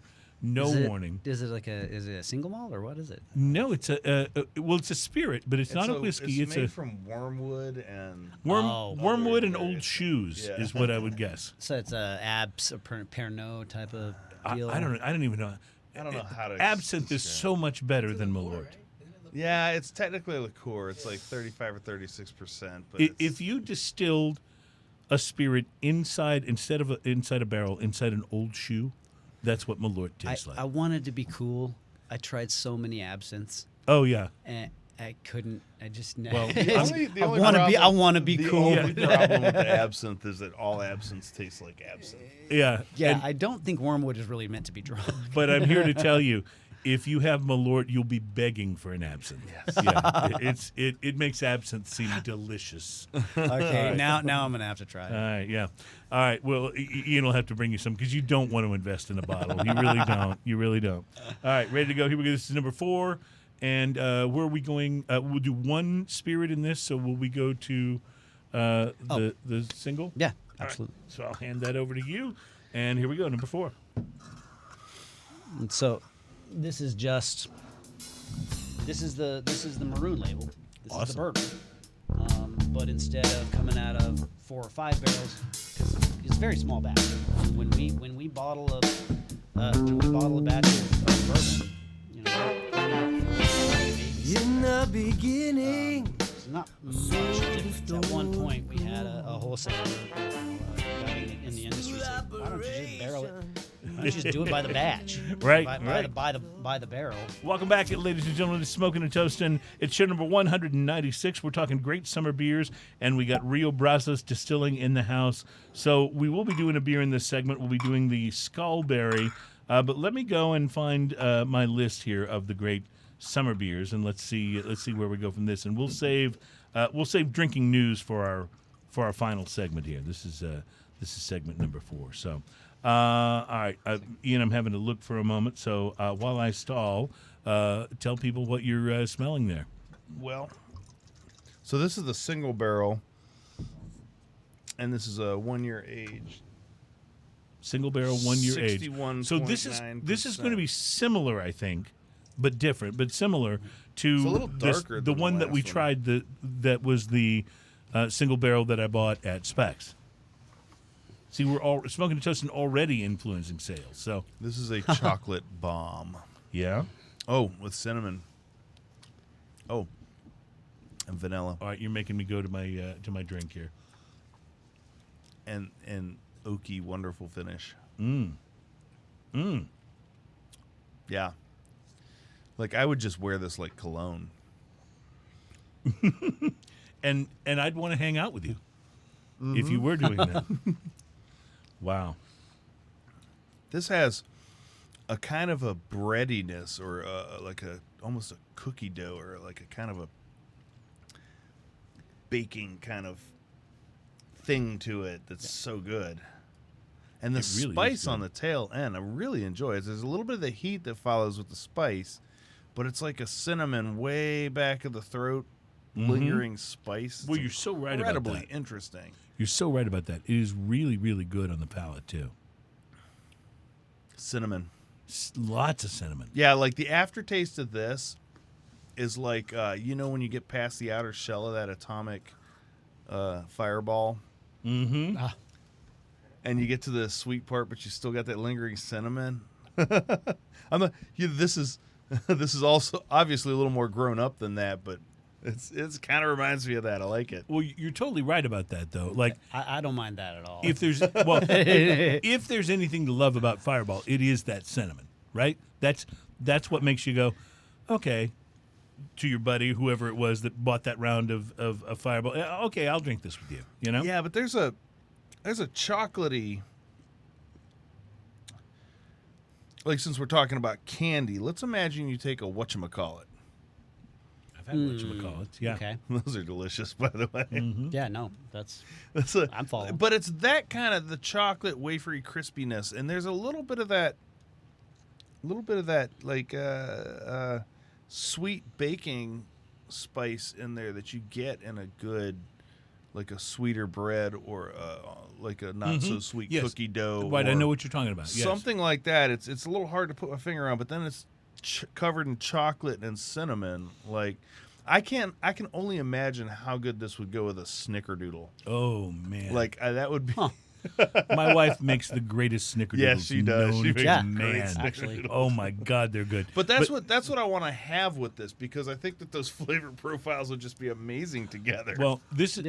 I wanted Actually, to, that's I just wanted to mention that this is really delicious, and it's so complex, but it is different from what I remember from the single barrel bottle that I bought at Yes. Specs. This does not taste the same as that, which again goes back to what we were saying about the beauty of these differences from one batch to the next, and how they're aged and how they're prepared, and exactly what I mean. You know, distillers have talked forever about where the barrel sits in the room can have a different effect on the flavor that ultimately comes out of there. with my bourbon. It's important to remember that we're not Maker's Mark. We do not have that system of where the barrel, every barrel moves Right. according to. So that A particular plan, yeah. it sits in every place in the distillery, in the rick house before it sits where it's put, and they're a little hard to move. it goes between 90 degrees in the morning if you're lucky to 130 degrees. You know, we have recorded temperatures that are absolutely insane, where. Actually, I shouldn't probably say this because OSHA is going to get on me. I do have employees working in the same area, but it's hot, Yeah. and it's a number 3 char, and it's a smaller 30 gallon barrel. And that heat's going to have a huge impact on the juice, isn't it? It really does. Yeah. But it makes the barrels breathe. Like, when that kind of heat and humidity that we get here makes those barrels breathe tremendously. Exactly. Which means that the aging happens, like, for the flavor transfer, more happens a accelerated little rate. bit. Yeah. Well, on the More same night, accelerated. it's going down to 60 Yeah. something degrees, 70, Right. 60 something degrees. So you're getting the impact of that as Oh, well. you're talking about winter. At night. Yes, Well, you're talking or about winter. even at night sometimes during the summertime. I mean, but Wow. yes, in the wintertime, in the summertime, in addition to the pressure, in addition to when it rains or the weather, just that 120 something degree heat during the day that we'll get sometimes is essentially baking a lot of those flavors in. So we'll say that when you get nutmeg and apple and these flavors, we've got different things we say, but cocoa, cinnamon, we attribute a lot of that Yeah. to. Well, think of it like this: if you're making tea, Right. all right, you can take a cold cup of water and you can stick your tea bag in there and wait for it to steep, or you can do it really hot water. Which one turns out better? Right. Exactly. And that heat makes a big difference in how that flavor comes out and how it reacts. and Even all if that you stuff. like your tea cold, you brew it hot. Yep. And Right. then you cool it off. Yeah, absolutely. It actually is very similar to that. They, you go to school for this stuff, and they'll bring up examples just like that. Yeah. You know, we're talking about summertime. I remember, Ian, I think it was a couple of summers ago, and I believe it was your wife's birthday, but you guys came over and we all gathered around the big pool that is at my building there. And I just remember you and I were like throwing back some summer beers, but we were just having such a great time. And I always think of that when I think of beers for the summer. Yeah, That you want those kind of beers in the summertime that you can put in the ice chest, take with you to the pool or the beach, and you're looking for flavor, but you're not looking for something really big and huge. You're looking for that perfect summer beer. You can keep crushing them. You lost me. I actually can drink barley wine in the sun. I know you don't can, care. but you're a different you're a different sort of dude, and we all know that about you.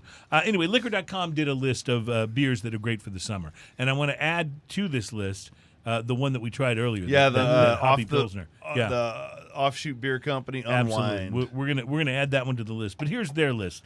The first one they mentioned is Blue Point Imperial Sunshine Blonde Ale. Blue Point Brewing is a brewery. I'm not familiar with these guys. Have you ever had anything from Blue Point?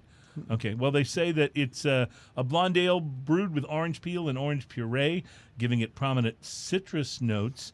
It is a 9.6 ABV. Ooh. So that makes it a little unusual for a summer beer, because you usually think about things that are extremely crushable. Well, yeah, you generally think if you're out in the sunshine, you're going to drink more, so volume is key. So that's why there's a lot of low ABV summer beers. Says Mr. I drink barley wine in the summertime. I will drink barley by the wine pool. in the sun. Second one is Rolling Stone Lager from Elysian. Elysian is a great brewery. Yeah, Elysian Brewing. But I have not had their Rolling Stone Lager. It is, interestingly enough, done with Rolling Stone magazine. So if you're looking for this at your local beer retailer, it's a black can, Elysian, but the Rolling Stone is the Rolling Stone logo from the front cover of the magazine. Not the Rolling Stones with the tongue and the lips. That's a different one, yeah. Yeah, that's different. From Jack's Abbey, they're shipping out of Boston. These are the taller cans. It's a beer from Jack's Abbey, which is out of Massachusetts. It came out in January, they say, but don't let the winter release date fool you. It's got a sweet, malty flavor base with bread and caramel notes. A good beer, they say, to drink all summer long. Then, and I have not tried this, Ian, Lone Star Brewing's Rio Jade Lager. I have never seen that. It's $8 for a 6-pack, and I'm going to have to go find some of this because we have to try this. Yeah. Here's what it says. It says Mexican lager is the go-to warm weather beer choice for many. Lone Star has now entered the field with its new Rio Jade release, which is the first ever seasonal beer from Lone Star Brewery. Huh. We're going to have to try this. I'll be looking for it this week. Hopefully we can have That's it on an interesting development. Yep. Hopefully we can have it on the show next week. Yeah. They're owned by Constellation, right? Right. I believe they are. Yeah, Yes. Yeah. Number 5, they have New Holland's Lake and Trail Lager. We've had some New Holland brews on the show New before. Holland makes great. They make the Dragon's Milk. And Oh yeah, a few others. those guys Yeah. make some great stuff. Absolutely. And then they have Rogue Ale and Spirits Dreamland American Lager. Now, when you think of Rogue, you immediately think of Dead Guy Ale. Oh God, that which stuff's is so good. wonderful, but not necessarily a summer by the pool kind of beer, unless you're Ian. I have destroyed Yes. many Rogue. But this is their I Dreamland. used to sell it in a half-gallon jug, Oh yes. and I would be like, "I'm just having one beer." This is Rogue's Dreamland, and we have tried. Remember, we tried their was it like Hopposaurus or whatever. We tried Yeah. one of their. We even tried their whiskey too. Yeah, which wasn't bad. It's a Dead Guy little whiskey. mellow, but not bad. Not bad. So that's worth it. And then Sufferfest Shred Kolsch, which are 3 words I have to pause between to say them. Now, Sufferfest Shred you can Kolsch. get. You can't. I don't think you can get it here. But I meant to try Sufferfest when I was out in Arizona, and I totally forgot about it. Well, Sufferfest, they generally focus on low-calorie beers, and they were actually just acquired last year by Sierra Nevada. So you may be able to see Sufferfest any place, where you can buy Sierra Nevada. So it's something you might want to look for.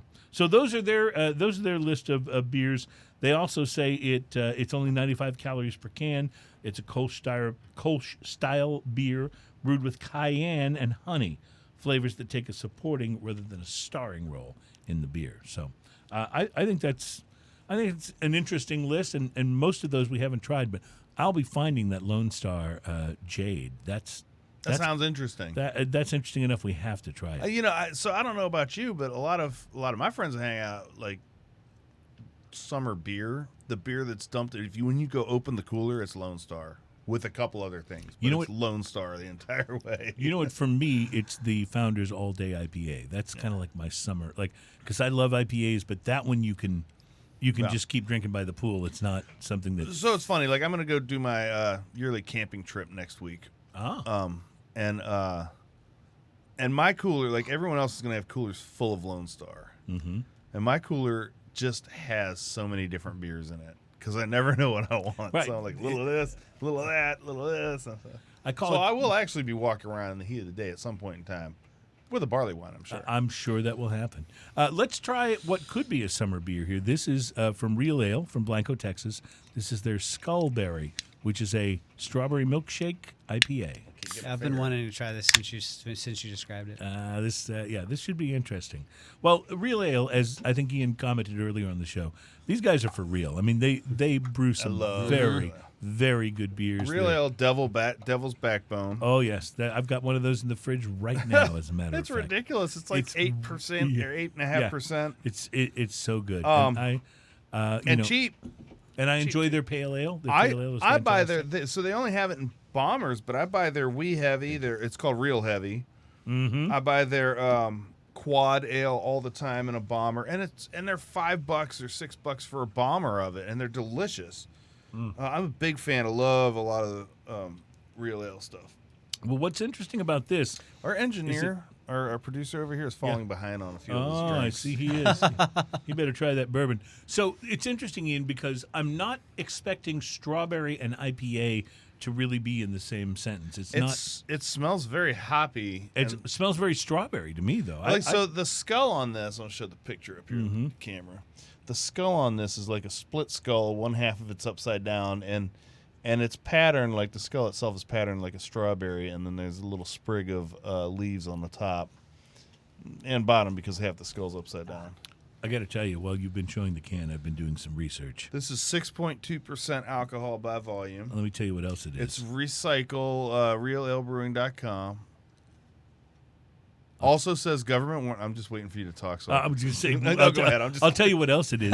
It's delicious. I would not have. So with IPAs, you kind of assume that if they're going to have a fruitiness to them, it's going to be more citrus or mango or something along those lines. You don't think, or I don't think at least, of strawberry.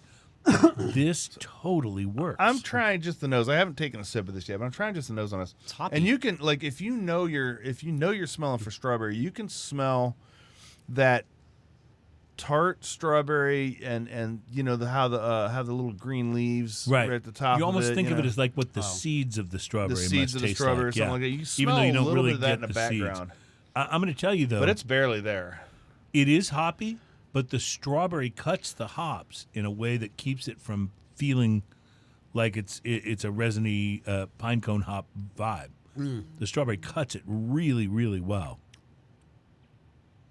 It's an IPA. The strawberry is present, but it's not overwhelming. overpowering. Yeah, it's not overwhelming. But what it does is it winds up kind of tempering the potentially bigger influence of the hops, I think. It has strawberry flavor in the same way that when you buy the unsweetened carbonated drinks, how those Like the have seltzers you're talking about? Well, just the carbonated, Right. unsweetened, like LaCroix. Right, It's kinda- right. It has strawberry in it, kind of like that has In the that essence of the subtle flavor. kind of It's a the way. essence, but not the sweetness. Right, exactly. This is not a sweet IPA at all. It's a lactose is sweet. Right. You taste the sweetness. You just don't know that you taste the sweet. That's the cool thing about It's creamy. milk Yeah. sugar. Well, it is. It's creeping down. Ian, does the can say that this has lactose in it? It I'm should gonna if it guess- says I'm going to milk, guess that it does. milk. It says strawberry milkshake IPA. It's got a creaminess to it. Because It doesn't say anything about lactose. No. Anytime I see the word milk, I assume that You assume that there's lactose you've in it, added and there may lactose. be. It may just not be. It's very creamy on the nose. It is very. creamy on the palate. It's I love interesting it. I too think it's because this wonderful. is so good. it's Yeah. got kind of a bigger mouthfeel than just looking at it would suspect. Right. Also, it's When more you look carbonated. When you look than at I it, it would looks like a suspect. fairly typical IPA. Yeah. just in terms of color and the way the head forms on the top of the beer. But it's You can actually see how carbonated this is, but it doesn't come across when you taste it Yeah. as being hugely carbonated either. It's Well, really milk stouts tend to be a little bit flatter. Yeah. And Right. I love this. yeah, This is really good. I do too. I'm way into this. What about you, Ian? I like it. Thumbs up for you? Oh yeah. It's really good. Well, Real Ale scores again. I mean, Agreed. those guys have got it going on. We need them to take a little road trip from Blanco and come visit us with some of their, because those guys have some really great specialty beers too. Yeah. They Yeah. really do. They're very interesting and delicious. Yeah, I'm a big fan of Real Ale just overall as a brewery because I like so many of their beers. Well, I don't know about you, but I believe it is time for drinking news. We're going to do that in the next segment. And when we come back, we're going to taste this Chimney Hill. Now, I'm really curious about this because this is the bourbon whiskey that was finished in, pronounce it correctly for me? Sauternes. Sauternes casks, which are two words you also have to pause between when you say them. So, you can't say Sauternes casks. No, it didn't work. Sauternes casks. So we'll be tasting that, and Ian, the Hellboy number 6, the barley wine. We'll be tasting that in our final segment. Yeah, I know you're excited. We'll get back to that coming up. It's Smoking and Toasting. Thank you for joining us for show number 196. Well, we're doing the show from home, and I know we're doing it all on Zoom.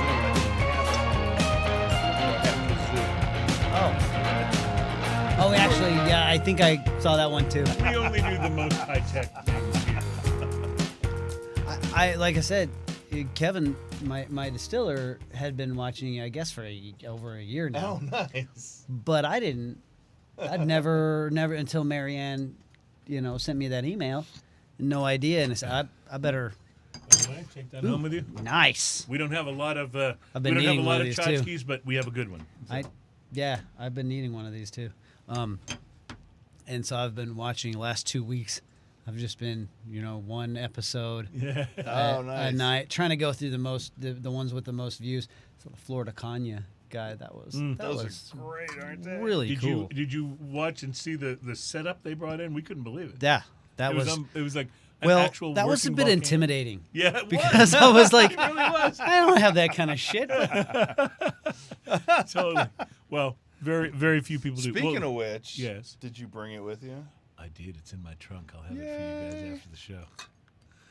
They sent us each, Ian, Adam, and me, a bottle of their 25-year, which is Whoa. really amazing. Oh, yeah. But it's rum, so It's 25 year rum. doesn't mean youngest in the. But in their case, it In does. this one, it does. This Oh. is not a 25 anniversary. Right. But This is actually 25 years. Yeah, Really? 25-year age. Okay. So the youngest rum in this is 25 years, and it's not only incredibly good rum, but it comes in this beautiful packaging box, and they've inscribed "Smoking and Toasting" on the bottle. Would They you mind if I? really- Would you mind if I could hang out and? Could I please try? Oh, yeah. Because honestly, before I ever watched Florida Cognac was kind of a moment for me. Yeah, honestly, well. because They make fantastic. huge. Yeah. They really do. before that I was drinking Goslings, I which have a bottle of I'm Goslings, not ashamed of that. which but, has been sitting on my shelf for like 10 years now. Well, oh, that's, at our house, we're our sort of like favorite all-time spirit is the Jose Cuervo Reserva de la Familia. Ooh, And yeah. it's just absolutely wonderful. It's what we break out for like special occasions. special my stuff. mom's got that up on her. Yeah. That's All one right, of the so bottles up on her. We love that. To us, this rum is in that same stratosphere. It's that good. Really. Yeah. Yeah, it's that kind of good.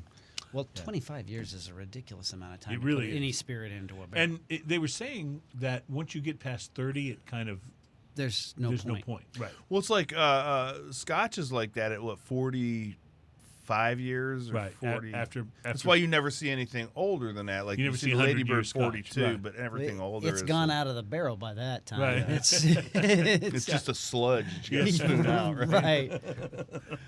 All right, let's Adam. We will be doing drinking news here, so you can Is have this the 4 or photo 5? ready. This is 5, right? Yeah.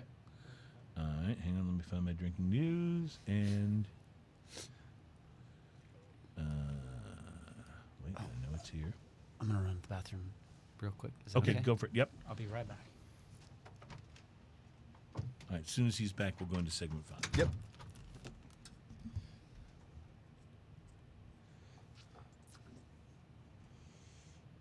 Hellboy.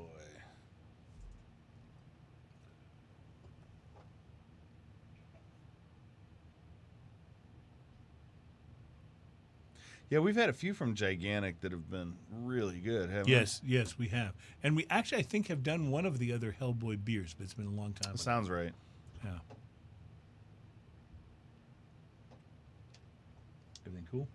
Yeah, I'm just looking for that remote for this. Oh, they got the Bureau for Paranormal Research and Defense logo on it next to the Hellboy. That's great. Paranormal Special Ops. I think our guest is having a good time. You know, that seems to be a pattern. I love seeing that when they don't know what to expect when they come in, and then Yeah.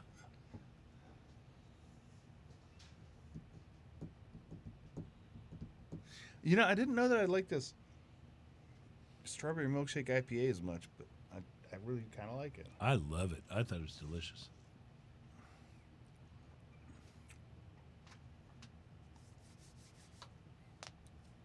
Agreed. We need to get together for a cigar. We do. It's been too long. It has been way too long. Let's plan it. Well, I don't know what your days look like, but I can break away most days, Okay. even if it's just lunchtime or something. I'm better on days other than Monday and Thursday. But Friday's kind of a packed day for me because I have weekend deadlines. And Well, some at of least the Tuesday and stuff. Wednesday. But Tuesday and Wednesday would be my best days. So, yes, let's do it.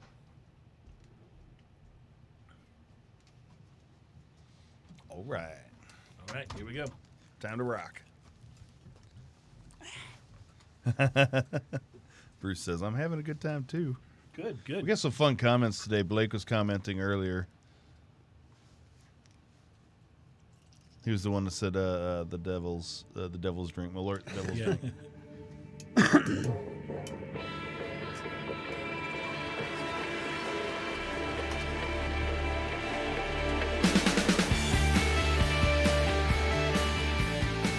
Welcome back, ladies and gentlemen. Smoking and Toasting is the program that's all about craft beer, fine spirits, and hand-rolled cigars. We are heard all around the world, and we're based out of Texas. This is the world-famous Smoking and Toasting. Hi, Mom.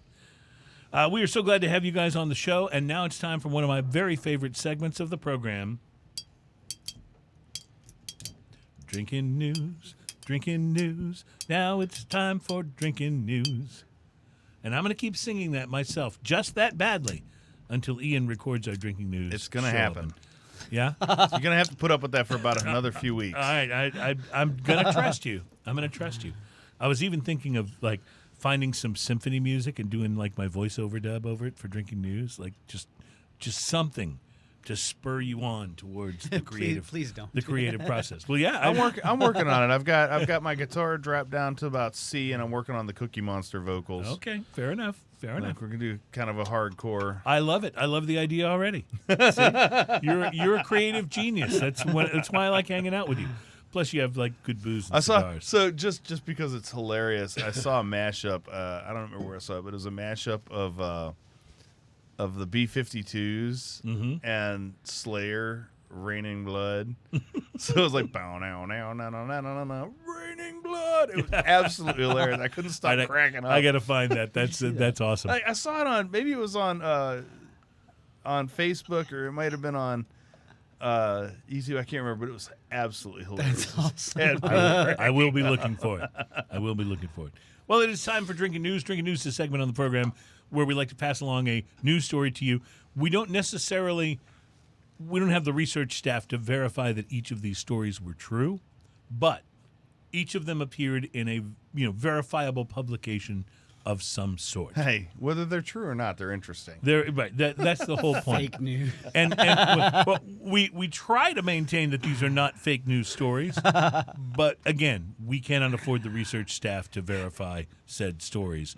but we can tell you they are stories we found, not stories we made up. And they are stories. And they are stories. There you go. And they're drinking news. And many of them, by the way, begin with the phrase, a Florida I man. love stories that start that way. Yeah. Unfortunately, today's does not, but it's almost as good. A Vermont skydiver. That's actually how this one began. Right? So we're doing okay so far, right? A Vermont skydiver who lost his prosthetic leg during a jump. Sorry. I just stop there. Because can you imagine the poor sucker that's During driving? During the jump. During is the verb. Can you imagine the poor sucker that's just driving down this farm road? And Well- a leg comes out of the sky and smashes his windshield. Let me You got to finish. do the right thing. Let me finish the opening sentence because you'll love this. A Vermont skydiver who lost his prosthetic leg during a jump has it back thanks to a farmer who kept an eye out for it and spotted it in a soybean field.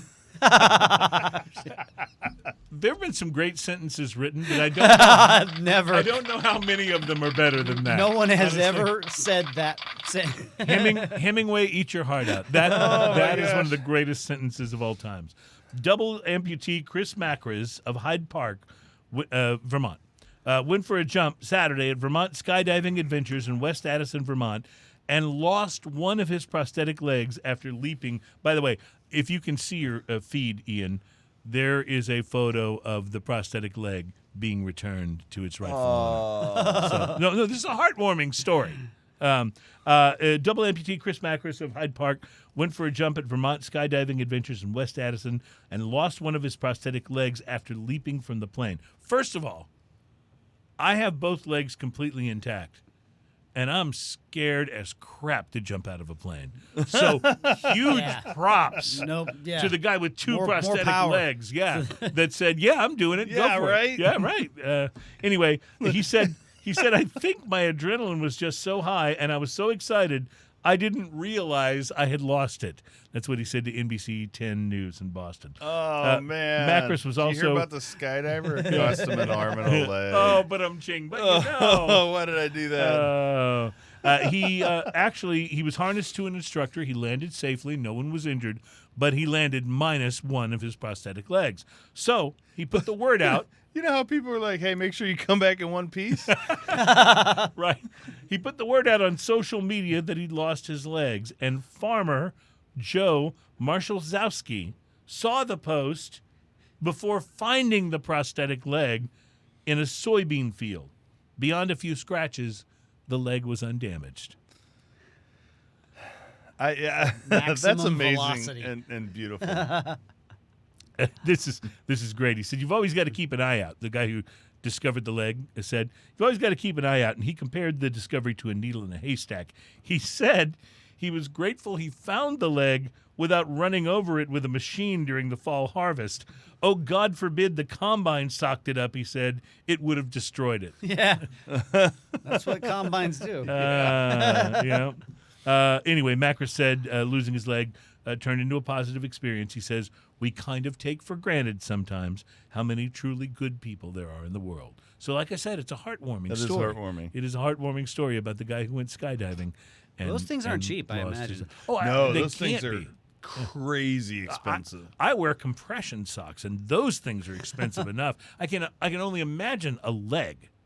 A leg. How much are they charging you for that? A lot. Yeah. Tons. Anyway, it's a feel-good story. That's what I'm trying to say. And it doesn't begin a Florida man, but it did begin a Vermont skydiver. So that's a close second. I'm going to look out for that That's one a close from now second. on. Yeah, gotta love that. From now on, I'm just gonna, when I'm looking for these stories, I'm just gonna Google a Florida man and see what comes up. You're getting really good at following these nonverbal cues. Yeah, that was exactly the right time. Did you cue me? I was just opening a beer. No, it was exactly that's what I'm talking about. The fact that you felt that rather than had to be cued somehow I specifically. knew it was time for barley wine. Well, I was going to say we've got a Did barley you see wine. how I here. rhymed that? I knew it was time for barley wine. That's a You're a poet. that wouldn't pass as a rhyme for everybody, but probably P. Diddy would be okay with it. So Boy, it got really quiet when I dropped the P. Diddy reference. Oh yeah. Okay, well, Kanye. Kanye, who's, by the way, let me just say this, and it's not often you get to say this about a candidate for president of the United States. Well, maybe it is. He's batshit crazy. That's all I'm going to say. Kanye, he's as loony as he can get. That doesn't necessarily take him off the ballot. No, you're absolutely, as has been proven many times. As has been proven many times. So, Ian, this is the number 6 beer in the 6-beer series of the Hellboy series from Gigantic Brewing, and this one's a barley wine. This is the Trevor Bruttenholm British barley wine. There are some for whom old age lends a fatherly gravitas, a paternal might.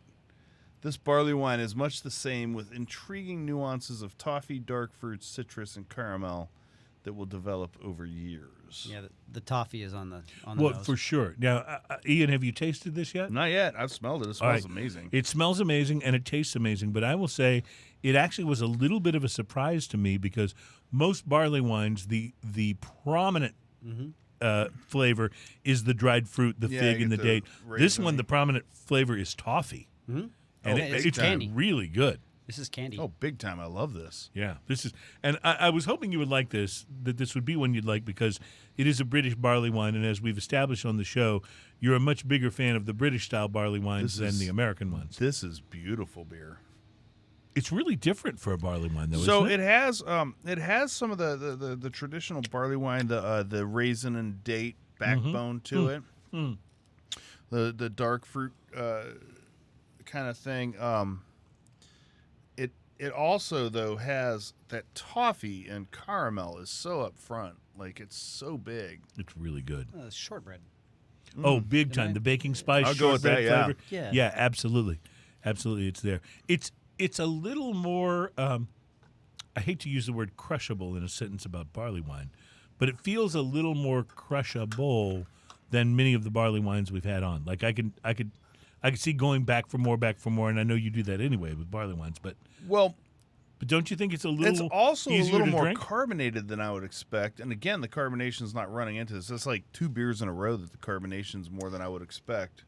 Which I know I don't know if I'm normal on this, but I appreciate a little bit more pounds per square inch than most. I like. See, I'm the other way around. I like carbonation. I think carbonation, in some beers, carbonation can, I think, mask a lot of the flavors. And in barley wines, a lot of times they're not near this carbonated. This is very highly carbonated for a barley wine, but also delicious. Works great with this. I would point out that one of the things you often complain about American style barley wines is that the carbonation is more than you want. Yeah. This has got Almost a higher that level kind of of carbonation. but yeah. it doesn't have that same effect as what you're. Well, it's also not loaded down with hops up front and behind and everywhere else you can stick a hop in there. You know what it's loaded down with?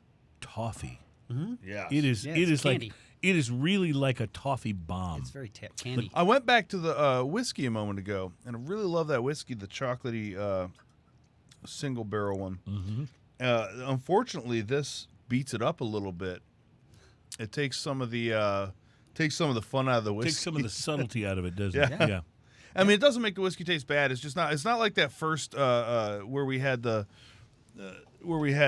unwind, and then we tried the whiskey. What was that one called again? This was the College Station. The College Texas Corn, Station yeah. one that brought out a lot of chocolate. This kind of, I think, masks the last whiskey we had. But I'm kind of interested, actually. Let me try one of the other ones and see what Ian, happens. do you have any more cups left over there? I may have because we need enough cups to do a final round of the I Chimney got Hill. 3 of these and 3 of these. All right, perfect. So you can hand those over to Nathan. We'll do our final round. Excellent. Because it'll be interesting Okay. to see how the Chimney Hill On the matches up with interesting this. side, this one goes well with the barley wine. The bourbon. Yes. All right, so let me go back to that because I have some of that here. Wait, I forget which one this is. Okay. Oh yeah, Yeah. it really does. That changes it up quite a bit, actually. That's Interesting. delicious. I was expecting this the single barrel to really kind of go well with it once I tasted the profile, but it's not that it was bad. It's just I think that I like that better on its own and this better on its own, but this actually blends well with that. which one? I keep forgetting the names of them. This is the That's the bourbon. Texas bourbon. Yeah. Nathan, while you're opening that up, I'm really curious about this. This is the 1876 Texas barbecue sauce. And by the way, our guest is Nathan Barkman from Rio Brazos Distilling, College Station, Texas. And so this is a very Aggie-looking bottle of barbecue sauce, right? What do they call that color exactly? What is that exact What, Aggie color? purple? The Aggie.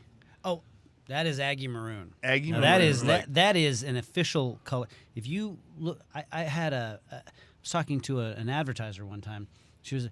We need the color code, the HTML color code. Right. And I there's said, a well, number it's Aggie Maroon. And she says, no, it's between 4 and 8 digit code. It's a row of numbers. Maybe it's got a couple of. And I said, it's Aggie Maroon. And she said, no, it's a. And I said, type it into your database. Capital A, GGIEIE Right. And sir, that's just not how it's done. And I said, that's how it's done in College Station, Texas. Type it in. Well, she typed it in, and it's Aggie Maroon. That is an actual color in the database. So for those of you outside of Texas, okay, Yes. Texas A&M, which is in College University, Station. which is in college. And what's the drive time from here to there on a day without From traffic? Houston to College Station? 1 hour and 29 minutes. Okay. So about an hour and 29 minutes. Not an hour north of 30, us. by the 29. That's right. But yeah. Google Maps to get Yeah, here. okay. I don't drive through Houston without So assistance. an hour and 29 minutes to get there for me. This place, I've played gigs up there. I've done a lot of stuff. But the Aggie Maroon thing, if you were anywhere and you were an Aggie and you wearing any item of clothing that is of that color, and I don't care if you're in Vegas, I don't care if you're in Houston, if another Aggie sees one stripe of that color on your Adidas shoe, they will go, They know it's you're an Aggie. Yeah, no, that's true. That's Now- literally how it works. It's unbelievable. That color is so ubiquitous down here that they make like limited runs of shoes and clothing. They make all kinds of stuff in that. And the Aggie thing is very, very popular. So, Nathan, you've been a great guest, and we really appreciate all the stuff that you've brought for us to sample today. It's all been very good.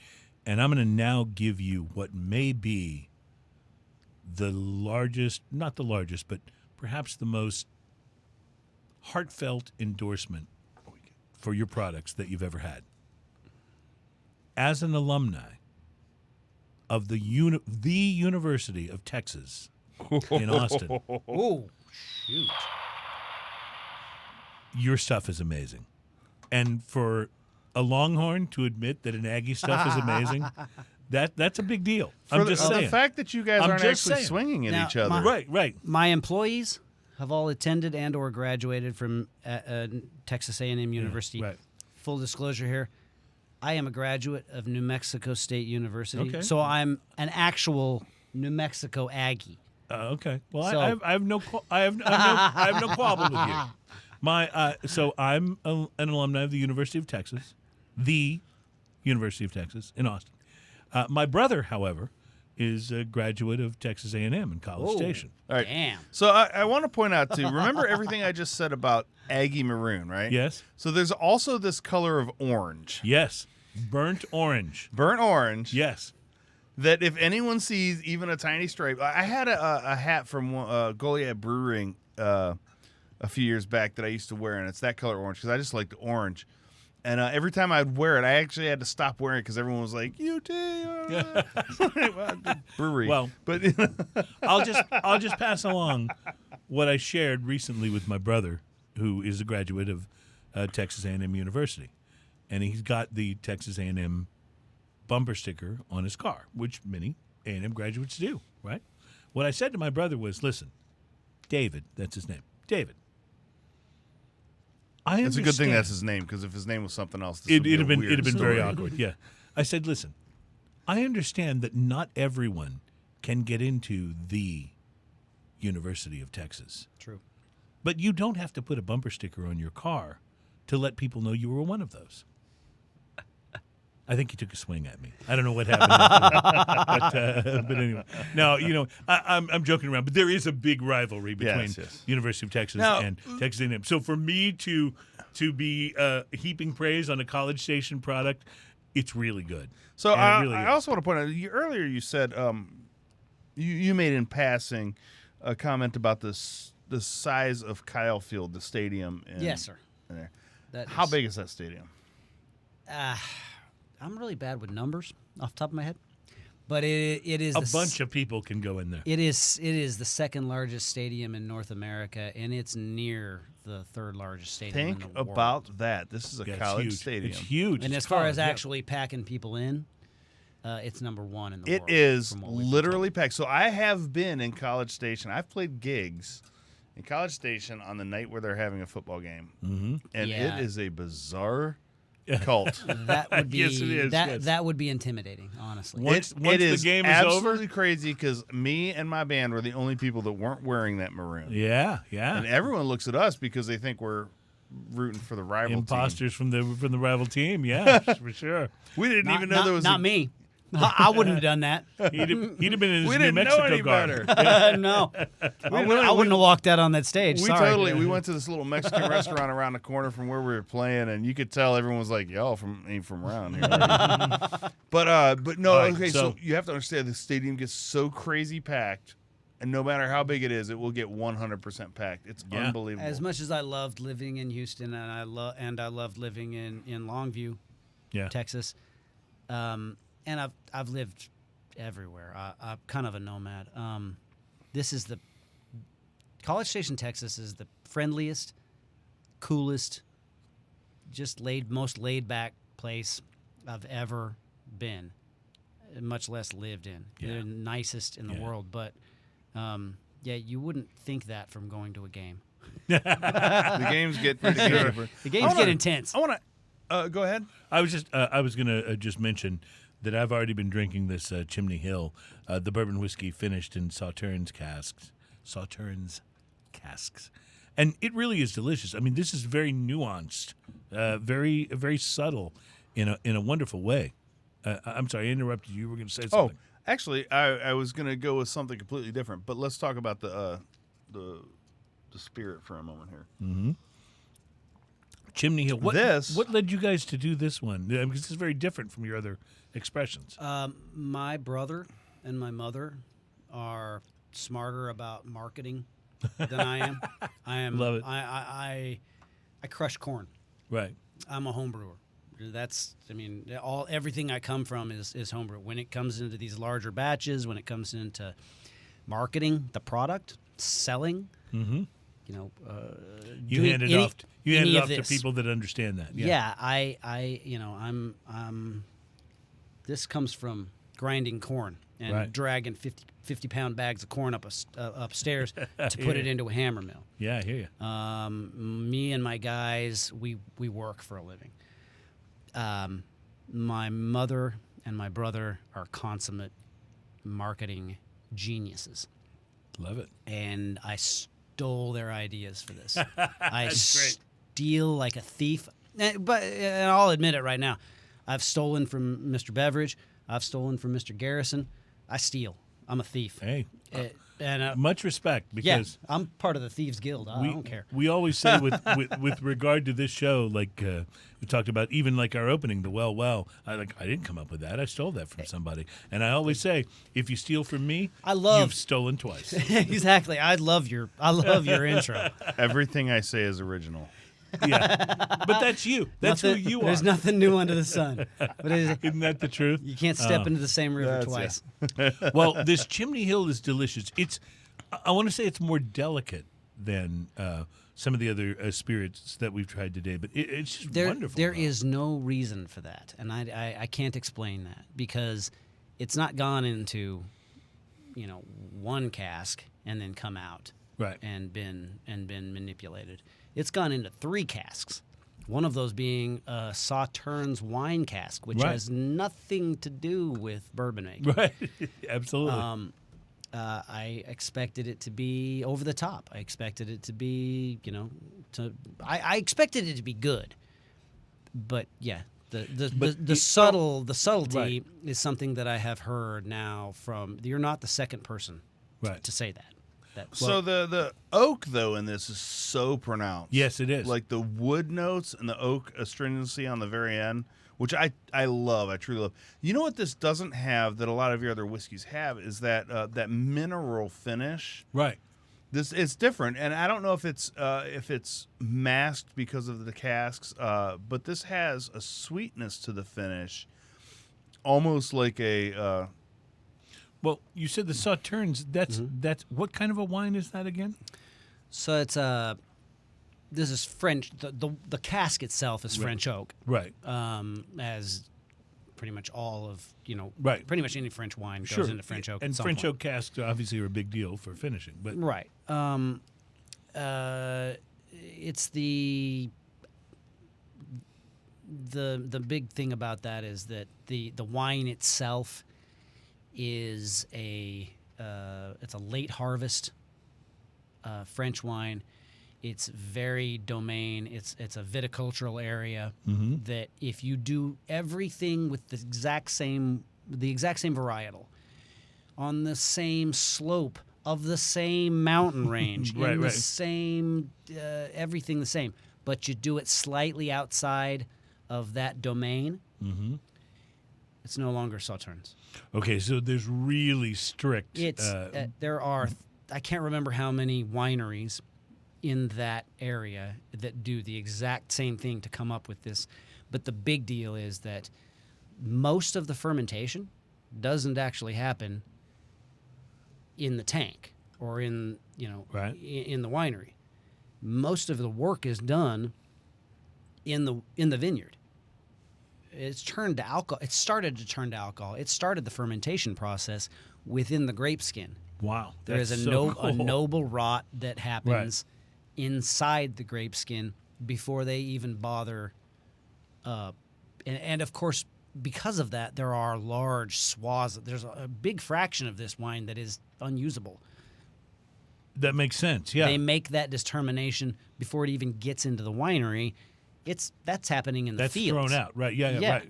Exactly. So it's a really weird type of wine in the first place. It's a very interesting. I feel like you can almost, in the flavor of the Chimney Hill, you can almost taste a little of that grapiness, and I say that in the most like positive way. It really just kind of infuses the sense of what you're getting on your palate. Well, and the dryness on the finish really, really puts an exclamation point on that. Like, it really has that dryness. But what's interesting about the dryness on the finish is it's followed up by a sweetness and that little whiskey hug. That's really unusual. Like, just in general, like, the way this finishes the palate is very unusual. Nathan, honestly, this is such an amazing portfolio of different things. I mean, everything we've tasted has been distinctly different from the other things that we've tasted, and yet there's a consistent thread of quality running through this. I would recommend anything that we tasted today. I would recommend for what it is, and I mean, hats off to you guys for a craft distiller to have, this kind of consistency of quality throughout your product. I think it's really remarkable. We're held to pretty high standards, being where we're from, and being that we're constantly bragging about Texas. I love that. At every turn, I'm gonna always remind people this is 100% owned and operated in College Station. But I've watched your show, and I know that you don't throw out those compliments left and right. So I really appreciate that. We have been accused of liking everything we try, but it's really not true. We don't like everything we try. Not only is it not true, but the truth is we generally will bring stuff on here that we think we're going to like. We stack the cards. Sure, absolutely. And that's okay. Because it's our show and we don't want to do stuff right, that we think exactly. is going to suck. Exactly. If we had your bourbon on and we didn't like it, we're probably not going to invite you on the show. Right. Exactly. And that's okay, because why Yeah. would we want to bring negativity into it? Sometimes we don't like stuff. What but we really love doing the most on this show, other than just the sampling itself, is being able to say to people that listen to the show, that watch the show, is like, hey, we tried this and we really liked it for this reason. If that resonates with you, this Try it. might be something that you'd like. Yeah. Because there's nothing more intimidating for me, because I don't know nearly as much about whiskey as Ian does. There's nothing more intimidating for me than walking down that whiskey aisle at my spec store in downtown Houston and scanning those shelves. And then the guy comes up and says, looking for anything in particular? And I'm like, no, I'm just lost. Like looking at these going, what should Don't I even know try? where to start. Don't even know where to start. Analysis paralysis, sir. Absolutely. And there's so much out there, and there's so many great things. And sometimes I read about things. You got and this don't at the find downtown specs numbers. I got, yes, when the one that we brought on Smith Street. was from the Smith Street yeah. specs, Okay. yes. That was the one we brought on. It was 3 or 4 shows ago, and we went absolutely crazy loved for it. it. Yeah, Loved it. we went absolutely crazy for it. But yeah, that. So what we try to do here is just like, look, we're not experts. We're just kind of ordinary guys that enjoy this stuff, but we enjoy passing on what it is we enjoy, or if we don't enjoy it, we'll pass that along as well. But it's there's so much to choose from now, and we don't want that to intimidate people, because we want people to try Chimney Hill if it sounds like it's something that would be interesting to their particular taste. And look, when you're going to go and spend, I mean, some of your stuff is priced at a price point that people can, it's easy to take a chance on it. But some of these things are not. Right. And if you're going to go and drop that kind of money on a bottle of bourbon or a really high-end tequila, we want to at least It's tell you, here's what nice to have here's some what we insight. got. Yeah. Yeah. Here's what we got. Here's what we and listen, I've got, I don't have the kind of bar that Ian has, but I've got a pretty well-stocked bar, and even now I hesitate to drop more than $30 on something, Right. Because it's like, I don't know, what if it isn't good? Yeah. And so that really is what the show is about. I think it's just us being able to pass along, here's what I like, and if you like the same stuff kind of that I like, then you will probably like this, know? Well, there's nothing more you can do Right. unless you're one of those bartenders that's so sure of yourself. But see, I love those guys. That honestly is the bartender I want when I go out. you know? Yeah. No. I want the guy. Try this. Yeah, that's the guy I want. That is the guy I want. Well, yeah. first off, it's girl. It's a very rare occasion when we try something that sucks. Sometimes there's stuff that you like that I don't, And vice versa. and by the vice way. versa. Yeah. But that doesn't mean it sucks. It just means that I don't really dig it. But if the flavors that you're saying jive with that, then that's great. Well, I'm a total IPA guy. I love IPAs. There's very few IPAs that I've tried that I don't like. Ian, much pickier there. But flip the coin on, say, a Barleywine or an Imperial I don't Stout. mind having to use a toothpick after I drink a beer. Yeah, It doesn't bother me. and this is not something that I'm looking for. I do not want to chew my beer. I want to drink it. It is one of the cool things that we, honestly, my distiller, I told you, he'd been watching you guys, but I'd never heard of you before Marianne called me, and so the last couple of weeks we've been watching, and I've noticed that this is, you guys don't, other than B&B Butchers, I don't believe you guys are prejudiced. You guys are quite obviously fans of B&B Butchers. And by the way, I can tell you, there's a reason we're fans. Yes. And I'm 'Cause going that to be bacon is life changing. I'm going to be going to B&B Okay, Butchers. good. Ian, before we wrap the show up, we haven't talked about this 1876 Texas barbecue sauce. Can I pause you just for 1 second? Yes. Because I just got a little bit of news here. Okay.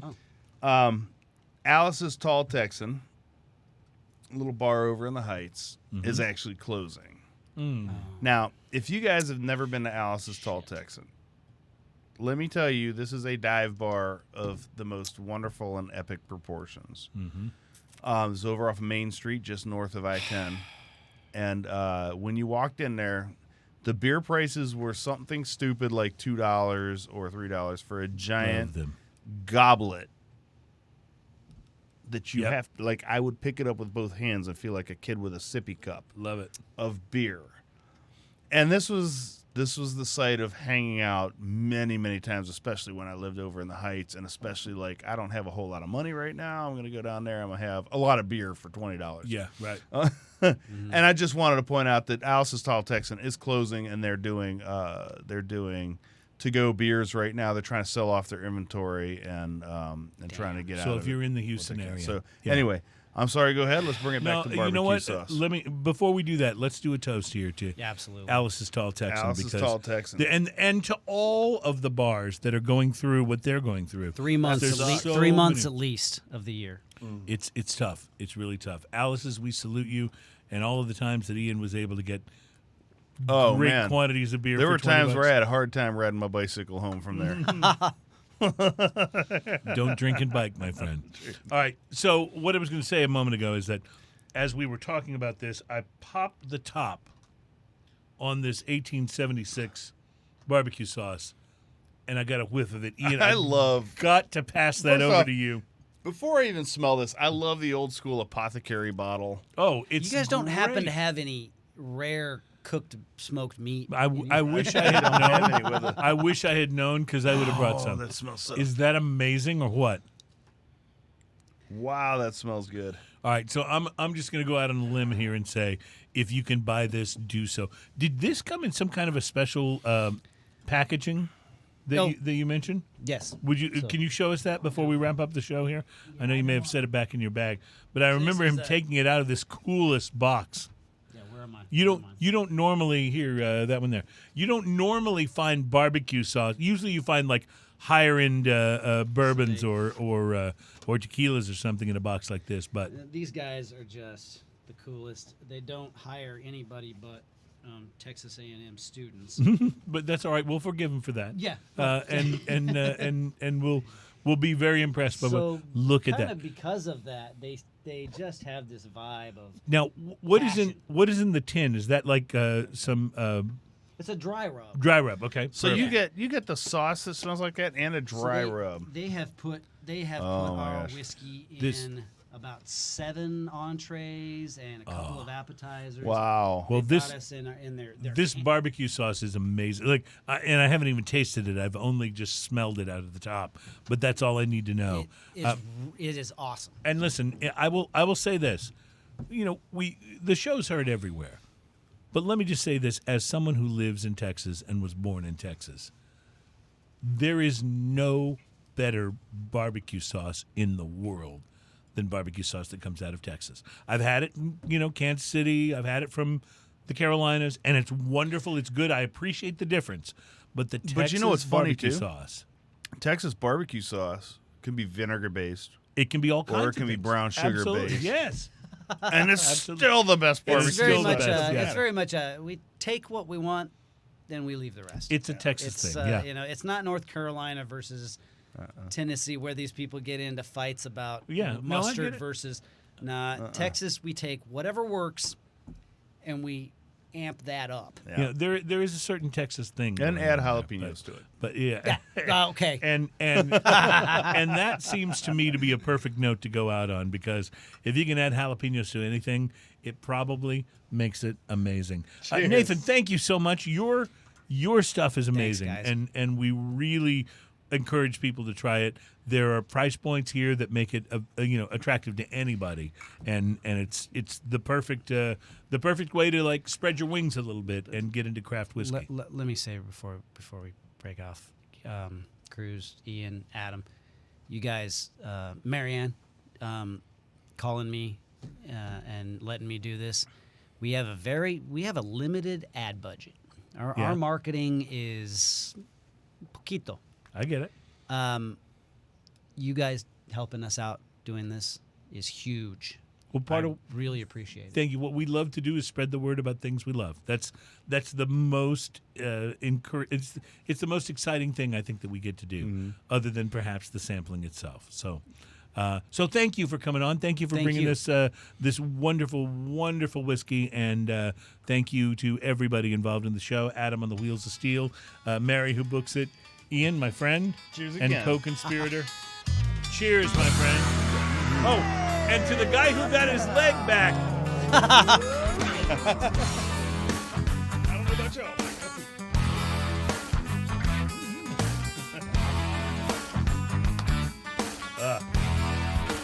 That's the music. Sunshine is so good to you. So now I'm off. Now I can scratch my balls.